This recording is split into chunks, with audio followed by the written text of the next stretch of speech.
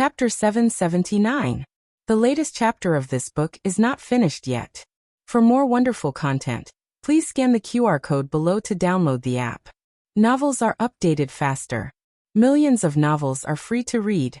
Novels with connotations that can't be found on the internet are available here. Xiaoheng went to Shen Guanyan's room. There were a total of 5 palace maids serving Shen Guanyan. One was the little palace maid Huan brought from Zhaoyang Hall, and the rest were the 4 people sent by Zhang Dequan this morning. These 5 people didn't know that Shen Guanyan was pretending to be sick, but because Huan served Shen Guanyan for the longest time, Xiaoheng left her in the room. Did my mother wake up? Xiaoheng asked Huan. Huan bowed and said, replying to His Highness Zhang's son, the 3rd princess hasn't woken up. It seems that she didn't expose herself. She won't drop the chain at the critical moment. Xiaoheng stood in front of the bed for a while and said to Huan, well, you continue to guard her. If my mother wakes up, remember to inform me. I will be with young Master Xiao. Huan respectfully replied, yes, His Highness Zhang's son. Shen Guanyan, who had been lying under the mosquito net all night. Leaving just like that? Gone. Son. I want to go out. Xiaoheng went to Gu Jiao's room.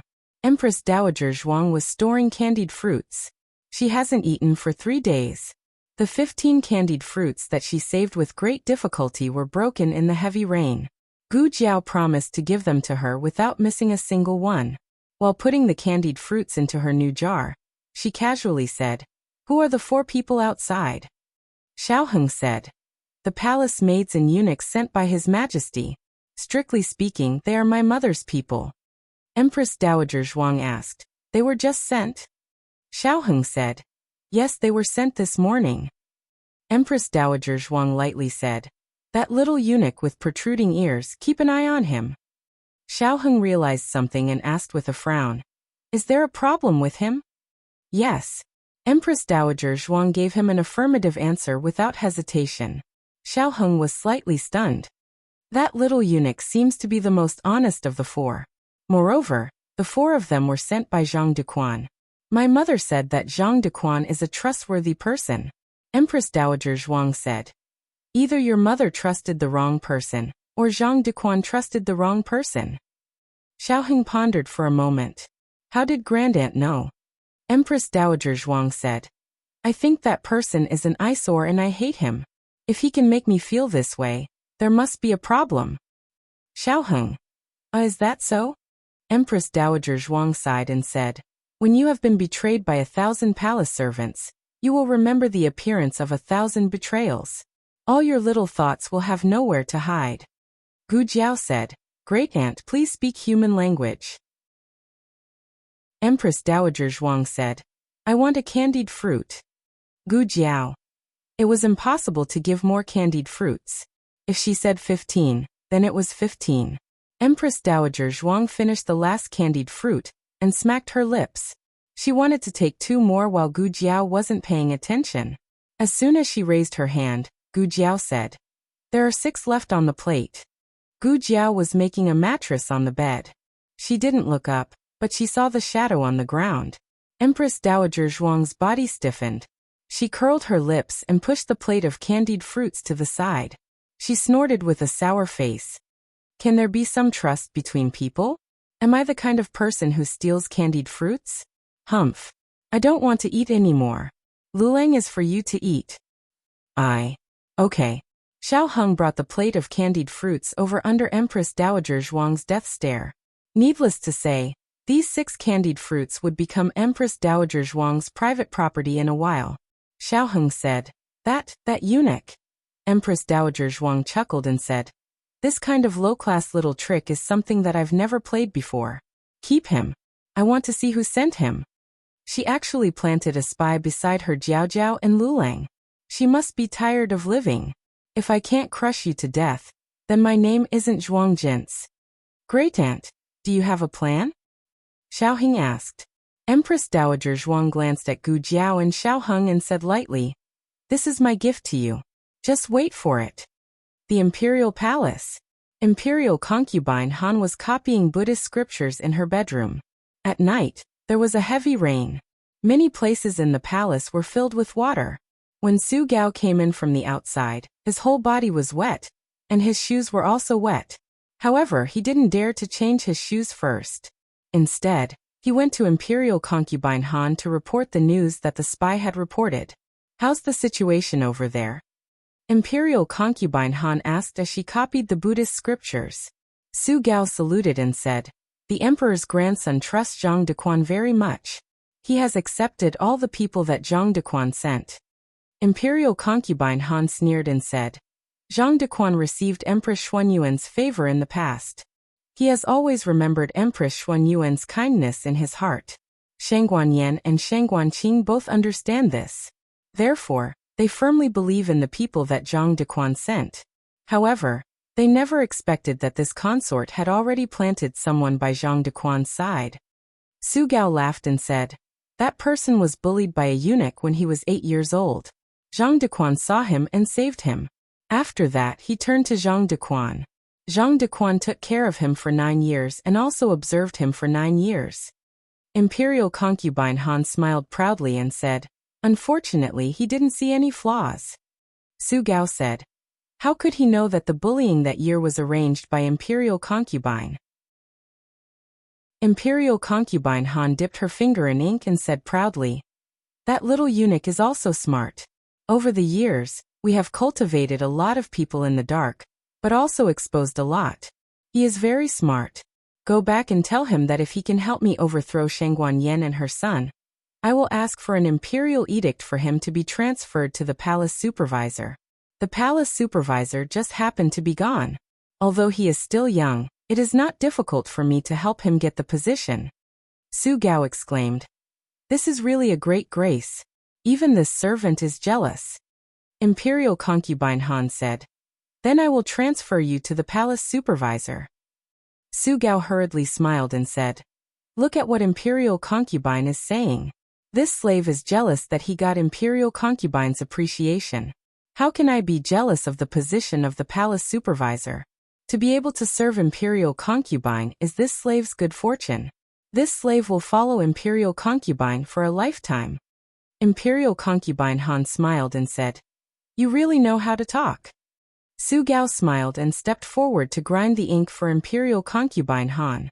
Imperial Concubine Han glanced at him and said, "Go change your clothes and then come back to serve me. You are sick. I am not used to others."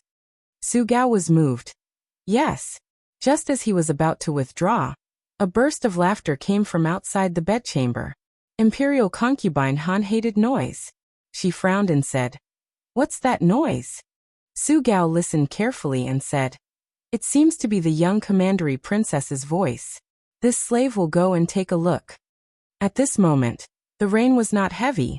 There was only a light drizzle floating in the sky. The 2 little kids were barefooted, wearing small straw raincoats and small bamboo hats. They were treading water in the puddle. So fun! So fun! The young commandery princess was treading water for the first time in her life. She was so excited that she shouted. Little Jing Kong often treaded water in the Zhao kingdom. He wore the little yellow raincoat that Gu Jiao made for him. However, this kind of fun would not be reduced by treading water too much. After all, he was treading water in the Yin kingdom now. And there was also the light Shui treading water with him. The 2 little kids were having a lot of fun. The wet nurse could not stop them. Su Gao looked at the 2 from afar, and returned to the bedchamber to report to Imperial Concubine Han. "Imperial Concubine, it is the young commandery princess and her little classmate." Everyone in the harem knew that the young commandery princess went to study at Lingbo Academy. It was not strange that she brought a little classmate back. Imperial Concubine Han put the brush on the brush holder heavily and said, "So noisy." Imperial Concubine Han did not like the young commandery princess. The main reason was that the young commandery princess took away too much of the king's favor. This made the women in the harem very jealous. Imperial Concubine Han listened to the childish laughter outside, and felt more and more annoyed. She stood up coldly. Su Gao looked at her in surprise. "Imperial Concubine." Imperial Concubine Han said sarcastically, "The young commandery princess is having so much fun. This concubine also wants to see what she is playing." "Yes." So he couldn't change out of his wet shoes and clothes? Su Gao braced himself and followed Imperial Concubine Han out of the bedchamber. He held an umbrella for Imperial Concubine Han. Imperial Concubine Han stood at the door of the bedchamber and looked at the two innocent little kids. There was not a trace of love or affection in her eyes. Instead, there was a strong sense of disgust. She restrained her disgust and walked over with a smile. Isn't this the light Shui? Why did the light Shui come to Imperial Concubine Auntie's place? Are you looking for Imperial Concubine Auntie? The two little kids' puddle game was interrupted. The young commandery princess looked up at her and said seriously, "You are not my auntie. You are Imperial Concubine." The young commandery princess did not mean to embarrass Imperial Concubine Han. She was just stating the truth. Her auntie was the empress, and the empress had already passed away. The palace servants were all present. Imperial Concubine Han only felt that she had been slapped on the face. She clenched her fingers and said with a smile, "The light Shui can call this concubine whatever she wants to call this concubine. Are you tired after playing for so long? Do you want to come to this concubine's place? This concubine has delicious food in this concubine's palace." Although she hated this little girl, it seemed not bad for the king to come to her palace in a while. At her age, she had long stopped seeking favor for herself.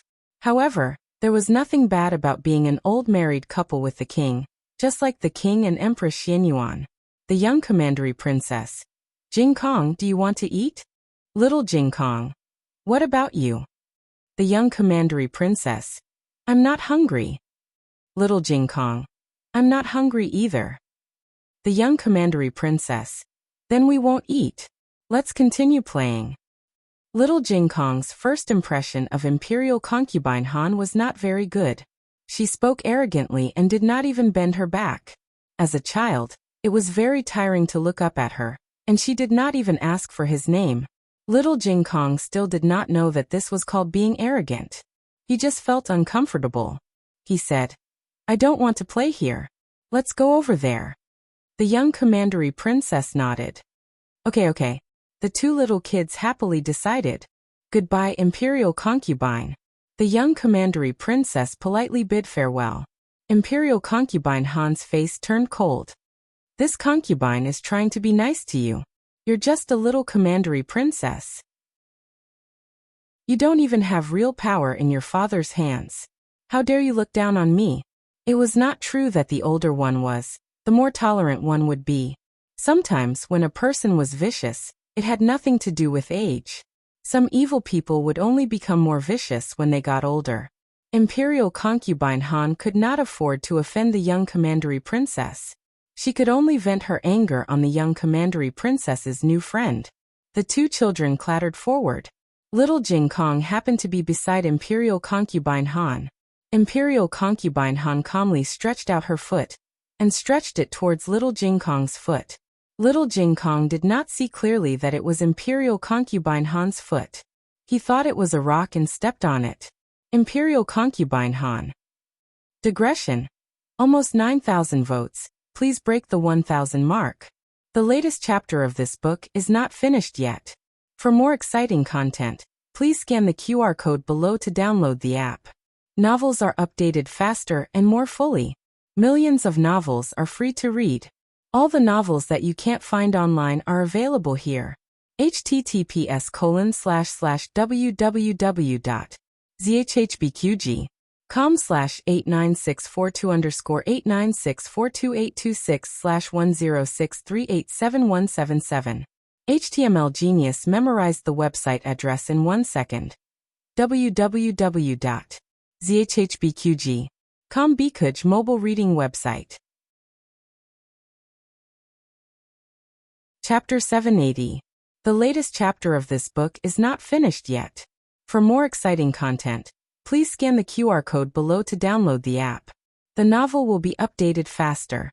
Millions of novels will be read for free. There are all kinds of novels that can't be found online.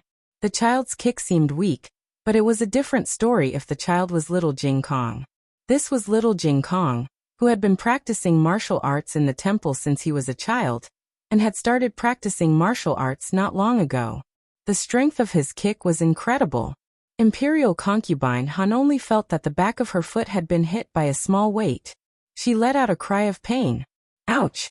Then, she lost her balance and fell backwards, awkwardly sitting on the muddy path. Mud splashed everywhere. Little Jing Kong pulled the young princess and jumped to the side. In the end, only Imperial concubine Han's face was splashed with mud. Imperial concubine Han was stunned. She was already so old. She didn't expect to fall down like this, especially in front of all the servants. She flew into a rage out of humiliation. There was a piercing pain in her right foot and ankle. Her well-maintained face was scrunched up, and she could no longer maintain her usual noble calmness. The palace servants were frightened. Su Gao hurriedly walked forward. Imperial concubine, are you okay? The two little kids stared at her blankly, not understanding what had happened. Although the touch of stones and feet were different, how could children be so sensitive in this aspect? Little Jing Kong was completely surprised. Why did this old granny fall down?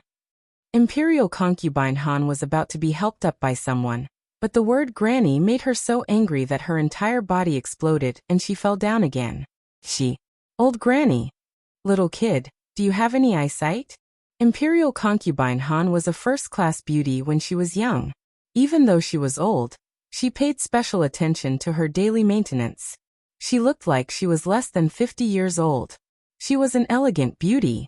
Little Jing Kong tilted his head and looked at Imperial concubine Han. He didn't understand why adults cared about the title. After all, his master was 27 or 28 years old, and already called himself an old granny. In addition, his grandaunt didn't care about her appearance or her age at home. She wasn't even satisfied with her current seniority, and wanted others to call her old granny. Therefore, little Jing Kong was very modest when he called her granny. Imperial concubine Han was so angry that her mouth was crooked. While the atmosphere was extremely solemn, the monarch walked over with Zhang Dequan. He was here to look for the young princess. The little lass didn't insist on going to the state preceptor's hall today. At first, he found it quite strange. Had the little lass's personality changed? Or was she tired of playing with her little friend? Then, he heard that she had brought her little friend back to the palace. This little girl had even learned to bring people home. But he couldn't say anything. Because of Zhang Dequan's reminder, he remembered that he had indeed told the little girl that if she had any friends in the future, she could bring them back to the palace to play. The monarch arrived at the scene, and saw that it was a mess.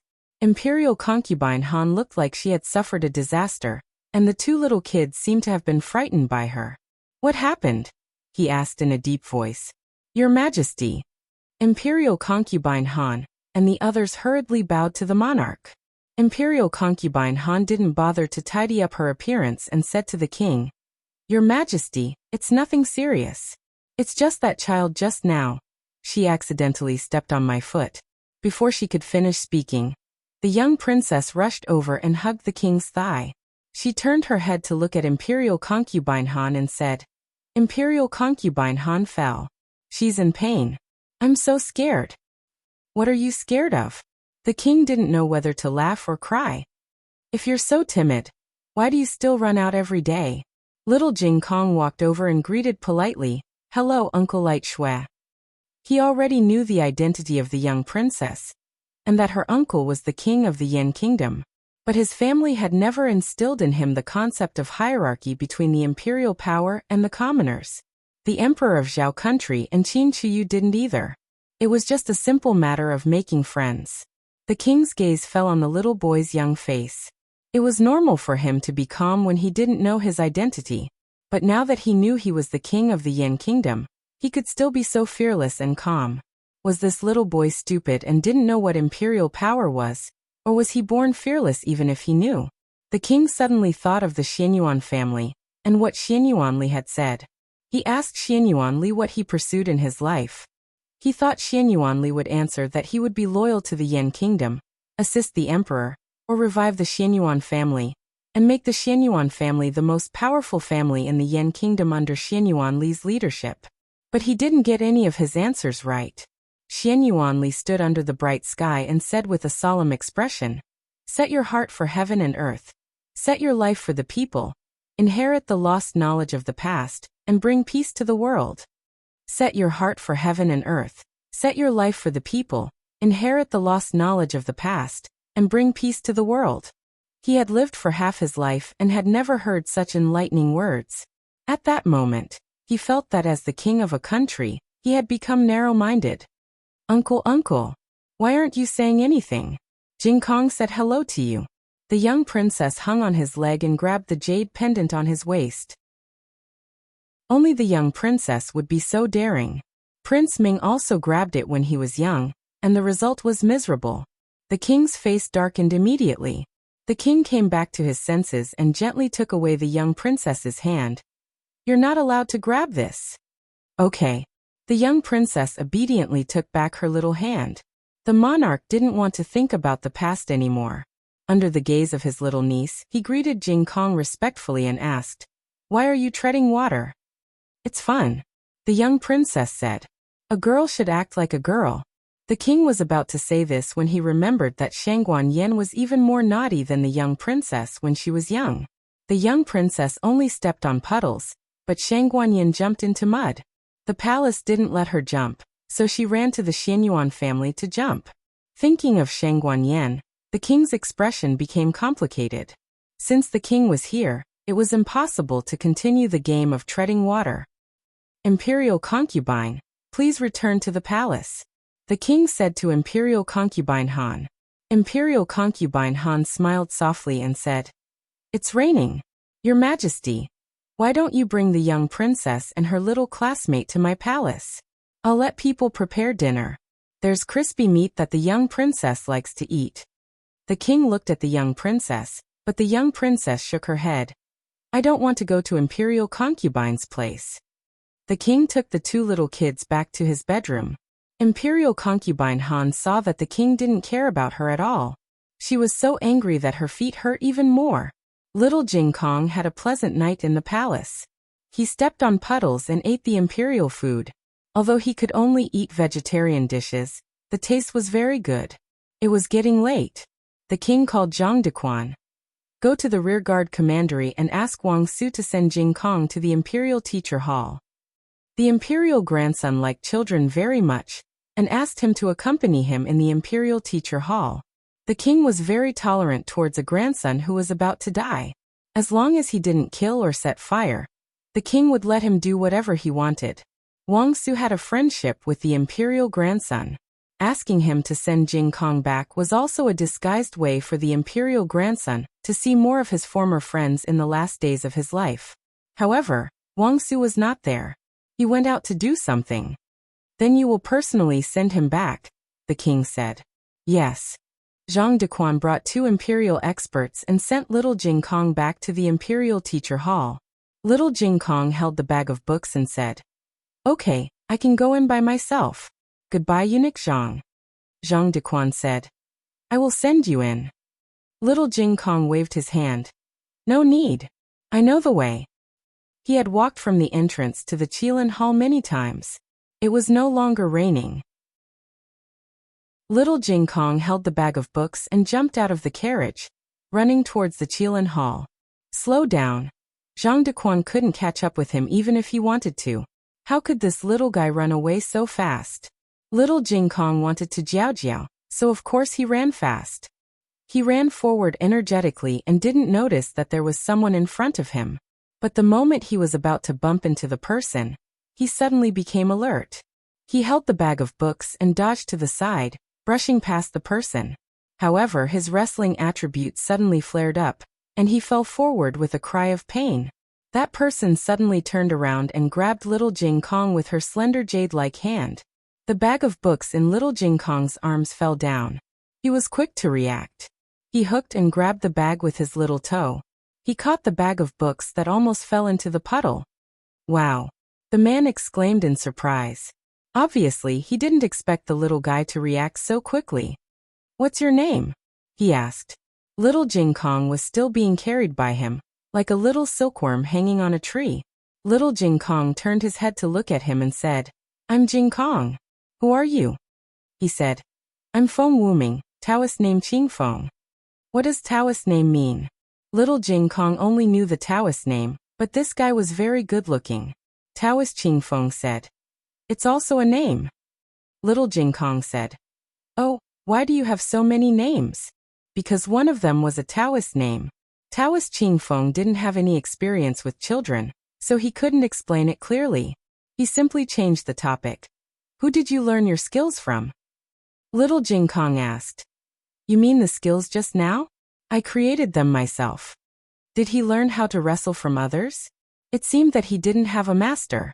In fact, Taoist Ching Feng and Little Jing Kong met once. But at that time, Taoist Ching Feng was busy dealing with Liaochen and didn't pay attention to this little guy. Little Jing Kong was only looking at his master and didn't see Taoist Ching Feng's movements clearly. Taoist Ching Feng only felt that this little guy's voice was a little familiar, but he couldn't remember it. Taoist Ching Feng said, I just saved you. How are you going to repay me? Little Jing Kong thought for a while. Can't I thank you with words? Taoist Ching Feng. Taoist Ching Feng pointed at his wrist and said, But you tore my clothes. Little Jing Kong looked down and found that when he grabbed the book bag, he accidentally grabbed Taoist Ching Feng's sleeve and tore it. He said in a daze, Then, I'll compensate you? Jiao Jiao said to be a little man brave enough to take responsibility. Taoist Ching Feng said without changing his expression. This set of clothes is very expensive. You can't afford it unless you compensate me with yourself. He wanted to take this kid as his disciple. Little Jing Kong exclaimed in surprise. He hugged his bag and frowned in embarrassment. But I'm already Jiao Jiao's. How about this? I'll compensate you with my master. On a roof somewhere in Chengdu, a monk who was drinking with his head up sneezed fiercely. Digression. Set your heart for heaven and earth. Set your life for the people. Inherit the lost knowledge for the past sages, and create peace for all ages. Zhang Zai, a master of the Northern Song dynasty. The latest chapter of this book is not finished yet. For more exciting content, please scan the QR code below to download the app. Novels are updated faster. Millions of novels are free to read. There are all kinds of novels that can't be found on the internet here. https://www.zhbqg.com/89642_8964286/1063688892.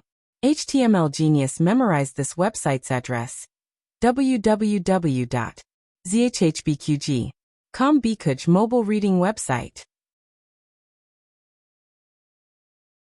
Chapter 781. The latest chapter of this book is not finished yet. For more exciting content, please scan the QR code below to download the app. Novels are updated faster and more frequently. Millions of novels are free to read.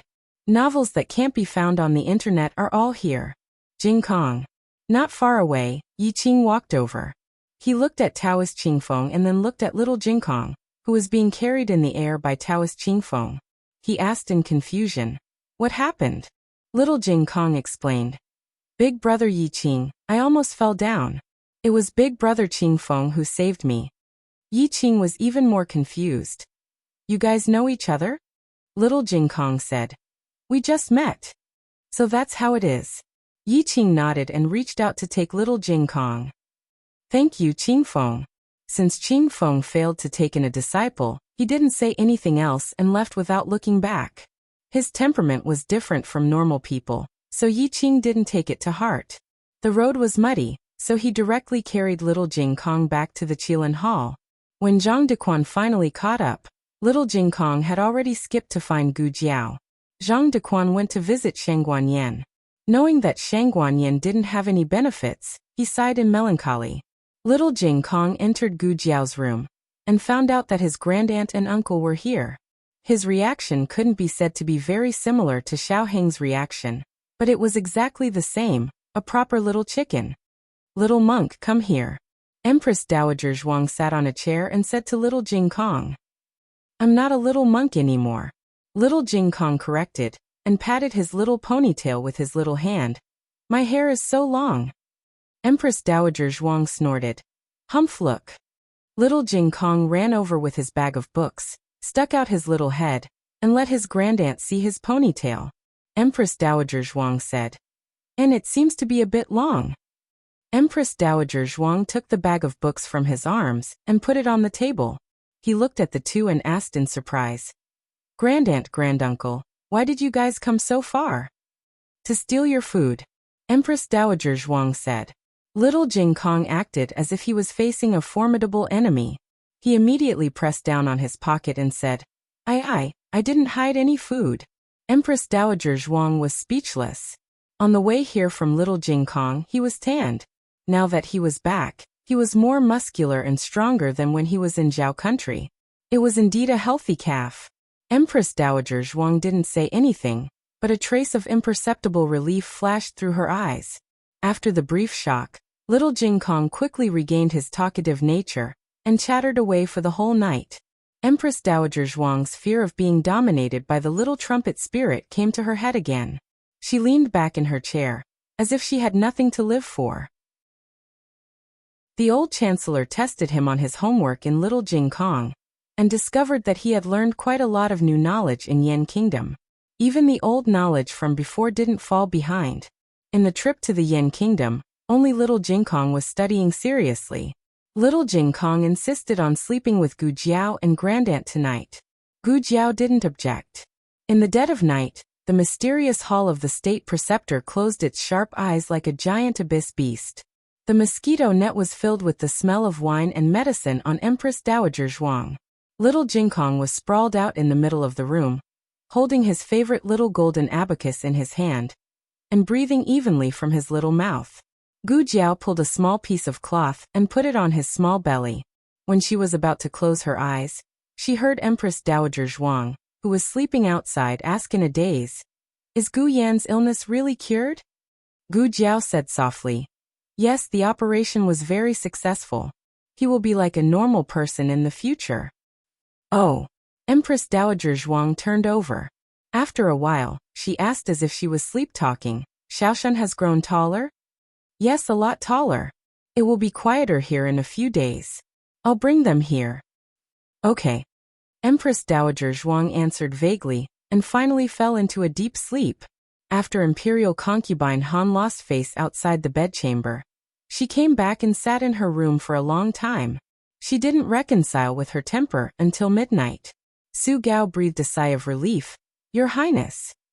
Imperial concubine Han calmed down and looked calm for a long time. "I'm fine. You can leave." "Your Highness, do you need to do anything over there?" The over there, Su Gao was referring to the spy they placed in the Qilin Hall. Imperial concubine Han sighed. "No, it's just a child. There's no need to make a fuss. Follow the original plan and don't act rashly." Hearing Imperial concubine Han's words, Su Gao's hanging heart returned to his stomach. A little impatience spoils great plans. "Your Highness, you are so wise." His praise was sincere. Imperial concubine Han was a person who was easily angered, but her temper came and went quickly. Once that ferocious energy had passed, she would no longer go down a dead end. "How can I delay my business for a child?" She vented her anger on the child because it was an easy thing to do. It was as easy as swatting away a bug that had fallen on her body. There was no need to consider or plan. She didn't expect that she would fail. But no matter what, she couldn't let herself be immersed in the anger of such a small situation. Her real enemies were Shangguan Yan and Shangguan Qing, as well as the new commander of the Han family's Black Wind Cavalry, Xiao Lulang. "Shangguan Yan's group still needs to be treated with caution," she said. "Let's wait for them to get some useful information first. It won't be too late for me to take action." The next day, Xiao Heng sent Little Jing Kong to Lingbo Academy first. Then he went to the insurance company in the inner city of Xingdu to find a suitable house. Empress Dowager Zhuang and the old chancellor finally realized that this was the imperial preceptor's hall, the most sacred and mysterious place in the great Yin Kingdom. More than 30 years ago, the Yin Kingdom and Zhao Kingdom were both lower kingdoms. Relying on the wisdom of the 6 books in the imperial preceptor's hall, the Yin Kingdom rose rapidly. In just a few decades, the Yin Kingdom had the strength to compete with the Jin Kingdom and Liangliang Kingdom. As the Empress Dowager, Zhuang Jins dreamed of seeing the 6 books of the Yin Kingdom. And as a powerful minister, The old chancellor was also full of curiosity and yearning for this treasure land that gave birth to such powerful wisdom. After the two got up, they were shocked for a long time in their rooms. They really came to the imperial preceptor's hall that they dreamed of? It seemed that the two children still had some ability. They could get the qualification to enter the imperial preceptor's hall in just 2 months, and be treated as a guest of honor. Although they had the support of Xiao Heng's royal family background, it might be the two children's ability that made it to the imperial preceptor's hall alive. They were young and lacked experience, but at the same time, they also had a wise mind and the courage to move forward. They had the luck that the Empress Dowager and the Chancellor couldn't have. Well, not bad. Empress Dowager Zhuang muttered. Gu Jiao didn't understand why her grandaunt said that. Empress Dowager Zhuang didn't intend to explain, lest the little girl's tail rose to the sky. She asked, "What is that protruding ear doing?" Gu Jiao said, "Little Li is sweeping the corridor with the other 3. I paid special attention to him this morning. He hasn't moved at all. He doesn't take the initiative to ask for information, nor does he try to get close to Shangguanyan." Empress Dowager Zhuang snorted. "He is biding his time." Gu Jiao said, "If he is biding his time, how can we find the culprit behind the scenes?" Empress Dowager Zhuang casually said, "If he doesn't do it himself, we will find a way to make him do it." Empress Dowager Zhuang went out of the room. She came to the corridor. The 4 of them were diligently cleaning, not too far from each other, but not too close. Empress Dowager Zhuang walked over with a body full of medicine and the smell of wine. She was just an ordinary patient, so the palace servants naturally wouldn't salute her. Correspondingly, she also wouldn't attract attention. When she passed by Little Li, who was sweeping the floor, Empress Dowager Zhuang's footsteps paused and said in a voice that only the 2 of them could hear, "Master told you not to act rashly. You must stay calm." After that, she walked away as if nothing had happened. Gu Jiao observed Little Li from the crack of the door. Little Li's expression was still the same, but he looked at her grandaunt strangely. This was a perfectly normal reaction after being accosted by a stranger, and said strange words. This acting skill was superb. If her grandaunt didn't say that he was a spy, who could see it? Empress Dowager Zhuang went to Gu Jiao's place. She didn't let anyone find out that she stayed here at night, so it didn't matter during the day. She was a patient, so she should come to see the doctor.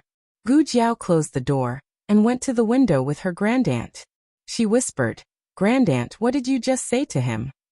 "I just told him not to act rashly and to stay calm," Empress Dowager Zhuang said, and then added, "In the language of Zhao country." Gu Jiao blinked. "Don't worry, he understood. The 3 of you are not hard to deal with, and you are also under his surveillance. You are from Zhao country. If you want to exchange information with someone, is it safer to speak Zhao country's language or Yan country's language?" Zhao country's language. Because ordinary disciples couldn't understand, Gu Jiao understood. In order to better monitor her, the mastermind behind the scenes would definitely send a palace servant who understood Zhao country's language. It was too hard to be a spy these days if you didn't know a few foreign languages. Gu Jiao said again. "But what did that sentence mean? Why didn't you directly let him act, but let him stay put? Wasn't he supposed to stay put?" Empress Dowager Zhuang explained to Gu Jiao patiently, like an eagle elder teaching a young eagle how to hunt with all her patience. "His master told him not to make a move. If I let him make a move, he would be able to tell at a glance that I am testing him. And I said the same thing as his master, so he wouldn't be sure if I was testing him or if his master really sent another one." Gu Jiao nodded in realization. "Plus, Grandaunt also speaks Zhao country's language. It's equivalent to a secret signal between the 2 of you. You can say that." Empress Dowager Zhuang said lightly, "Next, he will definitely carefully verify the authenticity of my identity." "Will he believe it?" Gu Jiao asked. Empress Dowager Zhuang said, "He can't completely believe it, but he can't completely not believe it. He is a careful person, but because he is too careful, he will definitely verify the authenticity of my identity to eliminate the possibility that he has already been exposed." Everything was as Grandaunt expected. After holding it in for a whole day, Little Li finally couldn't hold it in anymore. In 1 minute, He looked outside the Qilin Hall 3 times. This meant that he couldn't wait to go out. Gu Jiao was happy to make things convenient for him. She called 2 eunuchs. I don't have enough herbs. Little Li, Little Deng, you two go to the medicine shop and buy some herbs for me. I'm embarrassed to always use the Imperial Preceptor Hall's herbs. The two took the prescription she handed over and sat in the carriage to leave the Imperial Preceptor Hall. Little Li was a person who had received special training. Ordinary experts couldn't hide from his eyes. However, he would never dream that the one who was following him wasn't the expert he faced in the past, but the sky overlord, Little Jiao. Who would notice a bird flying in the night sky? They couldn't even see it, okay? Little Li put some medicine in Little Deng's tea. Then, while Little Deng kept running to the toilet due to his abdominal pain, he went to a gambling house. He met a person in the backyard of the gambling house and took a pigeon that was already prepared. He dipped a brush in ink and drew 3 strokes on the pigeon's right leg. Then he released the pigeon. The pigeon flew all the way to the Imperial Palace and flew into Imperial Concubine Han's bedroom. Just as it was about to land on Imperial Concubine Han's windowsill, Little Jiao flew over and took it away. Little Jiao flew back to the Qilin Hall and threw the pigeon that had already fainted on Gu Jiao's windowsill. Little Jiao also brought back a Buddhist scripture that was pierced through by its claws. There was no useful information found on the pigeon, only 3 ink marks, which was probably a secret signal. It was quite cautious. Gu Jiao took the Buddhist scripture and went to Shang Guanyan's room. Shang Guanyan recognized that it was Imperial Concubine Han's handwriting at a glance. Gu Jiao. It turned out to be her. It's good that it's her. If Zhang Dequan had the intention to harm her, then Empress Xuanyuan's kindness would have been fed to the dogs. Regarding how to deal with Imperial Concubine Han, the 3 female Zhuge sisters had a fierce discussion in the room. It was mainly Gu Jiao and Shang Guanyan's discussion, while Great Aunt listened calmly. Shang Guanyan advocated to beat Imperial Concubine Han at her own game. When Imperial Concubine Han asked Little Li to frame her, they would counterattack. Empress Dowager Zhuang didn't even lift her eyelids. Too slow. Gu Jiao took the initiative to attack. She had a hallucinogen. She could make Little Li tell the truth and confess that Imperial Concubine Han was the mastermind behind the scenes. She could also reveal the wrong information to Little Li and lead Imperial Concubine Han to jump into a trap. Empress Dowager Zhuang. It's too complicated. They didn't have much time to waste, nor many opportunities to take advantage of. They must hit Imperial Concubine Han with one blow. And the more complicated the method, the more variables there were in the middle. Empress Dowager Zhuang's meaningful gaze fell on Shang Guanyan. Shang Guanyan felt a chill in her heart. What? Empress Dowager Zhuang. Your injury has healed. Shang Guanyan. I haven't. Empress Dowager Zhuang. No, you have. The latest chapter of this book is not finished yet. For more wonderful content, please scan the QR code below to download the app. Novels are updated faster. Millions of novels are free to read. Novels with connotations that can't be found on the internet are all available here. https://www.zhbqg.com/89642_8964286/10636759. HTML Genius remembers this site's address in a second. www.zhbqg.com Bikuga mobile version reading website. Chapter 782. The latest chapter of this book is not finished yet. For more exciting content, please scan the QR code below to download the app. The novel was updated faster. Millions of novels were free to read. There were all kinds of novels that couldn't be found on the internet. After school today, the young princess came to the State Preceptor Hall again. The 2 little kids finished the homework assigned by Master Lu. The process was like this. Little Jing Kong did every question seriously, and the young princess drew every little tortoise seriously. Master Lu didn't dare to scold her, and he had to give her an A every time. The young princess was the first person in history to be able to make it out of the circle with tortoise skills. The little loudspeaker spirit was noisy enough, and now there was another little loudspeaker spirit. The two channels were played on a stereo loop, and the grandaunt was almost sent to the sky to stand side by side with the sun. Zhang Dequan didn't know that the Empress Dowager's soul was out of her body because of the noise. He just felt sorry for the emperor. The emperor loved the young princess so much and looked forward to seeing her every day. But a grown girl couldn't be kept at home. In the yard, Zhang Dequan said embarrassedly, "Young princess, we can't always come to the state preceptor hall." The young princess said confidently, "I'm here to visit my nephew and cousin." "What's wrong with that? Are you here to visit Prince Zhangsun and the third princess? Do you want to put down the comb in your hand before you talk?" The two little kids were grooming the horse. The Horse King had already escaped. Now the Black Wind King was lying on the ground meekly, and the two little kids were lying on its body fearlessly. "Your hair is really beautiful." The young princess was grooming the Black Wind King's mane as she said in a cute voice. The Black Wind King was very tolerant of human children. They were grooming him and he was resting. He was no longer as tense and alert as he was in the Han family. He didn't allow himself to show any signs of fatigue or weakness. No one asked him to be a war horse that would never fall. He could rest, be lazy, and enjoy the leisure time that he hadn't enjoyed for 15 years. He didn't live for his master, and he didn't live for waiting. For the rest of his life, he only lived for himself and fought for his companions. Fighting side by side wasn't a task, but a conscience. In the house, Gu Jiao finished the third figurine. She had been working on it the whole day and her eyes hurt. "Is this all right, Grandaunt?" Gu Jiao handed the little person to Empress Dowager Zhuang and asked. Great Aunt nodded and said to the old chancellor, "You still haven't finished writing?" I'm done. The old chancellor put down the brush and pasted the notes on the back of the little person. The mama busily went to the inner hall to report. Not long after, she turned back, dismissed the little palace maid, and politely welcomed Shang Guanyan. All the palace people were dismissed, so the road was very quiet. Only the mama led Shang Guanyan through the picturesque courtyard.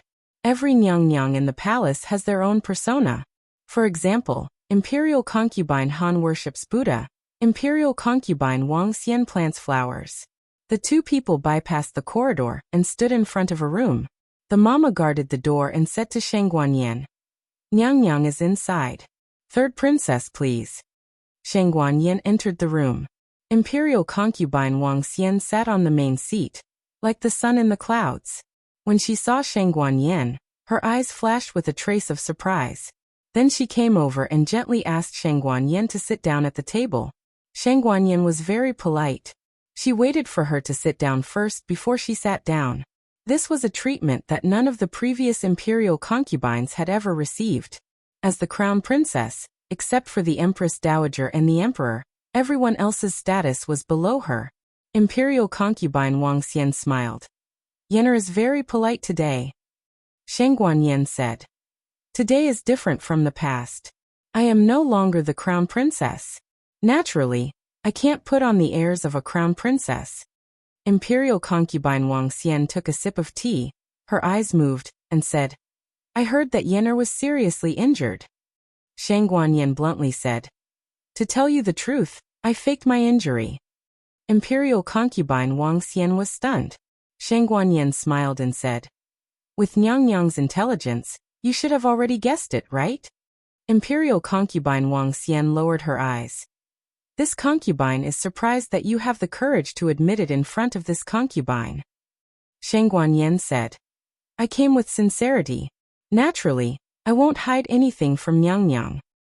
Imperial concubine Wang Xian, "The crown prince hurt you, and the Han family tried to assassinate Qing. It's reasonable that you would find a way to dismiss this case." "I don't just want to dismiss this case." Shang Guanyan's boldness and straightforwardness made Imperial concubine Wang Xian unable to resist. Imperial concubine Wang Xian opened her mouth. "You," Shang Guanyan's expression suddenly became solemn. "I want to be the crown princess again. I ask Imperial concubine Wang Xian to help me." Imperial concubine Wang Xian's eyes flashed with a trace of surprise again. This concubine will put in a good word for you in front of His Majesty. But whether you can get back the position of the crown princess is not something this concubine can decide. Shang Guanyin smiled. Imperial concubine Wang Xian, I came with sincerity. Why do you have to hide it? Can a 10-year-old sixth prince really be more reliable than me? Imperial concubine Wang Xian lowered her eyes and took a sip of tea. This concubine doesn't understand what you are talking about. Shang Guanyin faintly said. Concubine Wan was banished to the cold palace. Her 10th prince was handed over to Imperial concubine Wang Xian to raise. Imperial concubine Wang Xian has everything except for a prince who can ascend the throne. But with all due respect, compared to King Su, King Ling, and King Li, the 10th prince's combat ability is not enough. Even Shang Guanqi, who has been stripped of his position as the crown prince, has a higher possibility of making a comeback than the 10th prince. Imperial concubine Wang Xian clenched her fingers under her wide sleeves. Shang Guanyin then said, the Wang family is a family that can stand shoulder to shoulder with the Han family. Unfortunately, it will never happen to eldest sister and second sister. Imperial concubine Wang Xian is very unwilling, right? Why can I be the crown prince just because I am a princess? I want to tell Imperial concubine Wang Xian that people are born different. My starting point is the end of so many brothers and sisters. Even if I am a dragon in the shallows, as long as I want to come back, I still have the greatest chance of winning. Imperial concubine Wang Xian faintly smiled. The Xianyuan family is gone. What chance do you have to win? Shang Guanyin smiled and said, I still have Imperial concubine Wang Xian. As long as Imperial concubine Wang Xian is willing to help me, I will help Imperial concubine Wang become the empress. The Wang family will be my mother's family in the future. Words are no guarantee. I will write it in writing. This temptation is too big. Imperial concubine Wang Xian didn't say anything for a long time. The incense on the table was half burnt when Imperial concubine Wang Xian asked in a low voice, What do you want me to do? Shang Guanyin took out a brocade box from her wide sleeves and put it on the table. Imperial concubine Wang Xian, please put the things in the box into Imperial concubine Han's bedroom. But do you think it's over? Not at all. Shang Guanyin turned around and went to the Qin Palace. As long as Imperial concubine Wang Xian is willing to help me, I will help Imperial concubine Wang Xian become the empress. Dong family will be my maternal family in the future. As long as Imperial concubine Wang Xian is willing to help me, I will help Imperial concubine Wang Xian become the empress. Yang family will be my maternal family in the future. Imperial concubine Wang Xian is treating me as an outsider. We will be a family in the future. Qin family will be my maternal family. I will help Imperial concubine Wang Xian become the empress. Imperial concubine Wang Xian, please rest assured. As long as you and I join hands, the position of empress and crown princess will be ours. I don't have a maternal family, so I will have to rely on the Feng family in the future. After all the little people were sent out, Shang Guanyin put her hands behind her back and took a long breath. Sure enough, shameless people are invincible in the world. Digression, the third night watch has come. Is there a monthly ticket for me to sneak in? The latest chapter of this book is not finished yet. For more wonderful content, please scan the QR code below to download the app. Novels are updated faster. Millions of novels are free to read. Novels with connotations that can't be found on the internet are all available here. https://www.zhhbqg.com/89642_89642_106363152. HTML Genius remembers this site's address in a second. www.zhhbqg.com Bikugo Mobile Edition website. Chapter 783. The latest chapter of this book is not finished yet. For more exciting content, please scan the QR code below to download the app. Novels are updated faster. Millions of novels are free to read. Novels with content that can't be found on the internet are all available here. After Shang Guanyin finished her business, she went out of the cold palace's dog hole and met with Gu Chengfeng, who had been waiting for a long time. Riding a horse or riding a carriage was too noisy. Qin Gong was the best choice to make trouble in the middle of the night. Gu Chengfeng used his qinggong and brought Sheng Guanyin back to the state preceptor's hall. Gu Jiao, grandaunt, and son-in-law had been waiting in Gu Jiao's room for a long time. Xiao Heng had also returned from looking at houses. Little Jing Kong washed himself clean and fell asleep on the bed. After the two entered the room, Gu Jiao first went behind the screen to check Sheng Guanyan's injury. Sheng Guanyan's spine had been treated with percutaneous pedicle fixation. Although the best medicine was used and the recovery was good, it was still hard to endure such a hard work. I'm fine. Sheng Guanyan patted the armor on her body. This thing saves a lot of effort. Gu Jiao took off the armor and looked at her wound. The stitched area was not red and swollen. Do you have any other discomfort? Gu Jiao asked. No. She was just a little tired.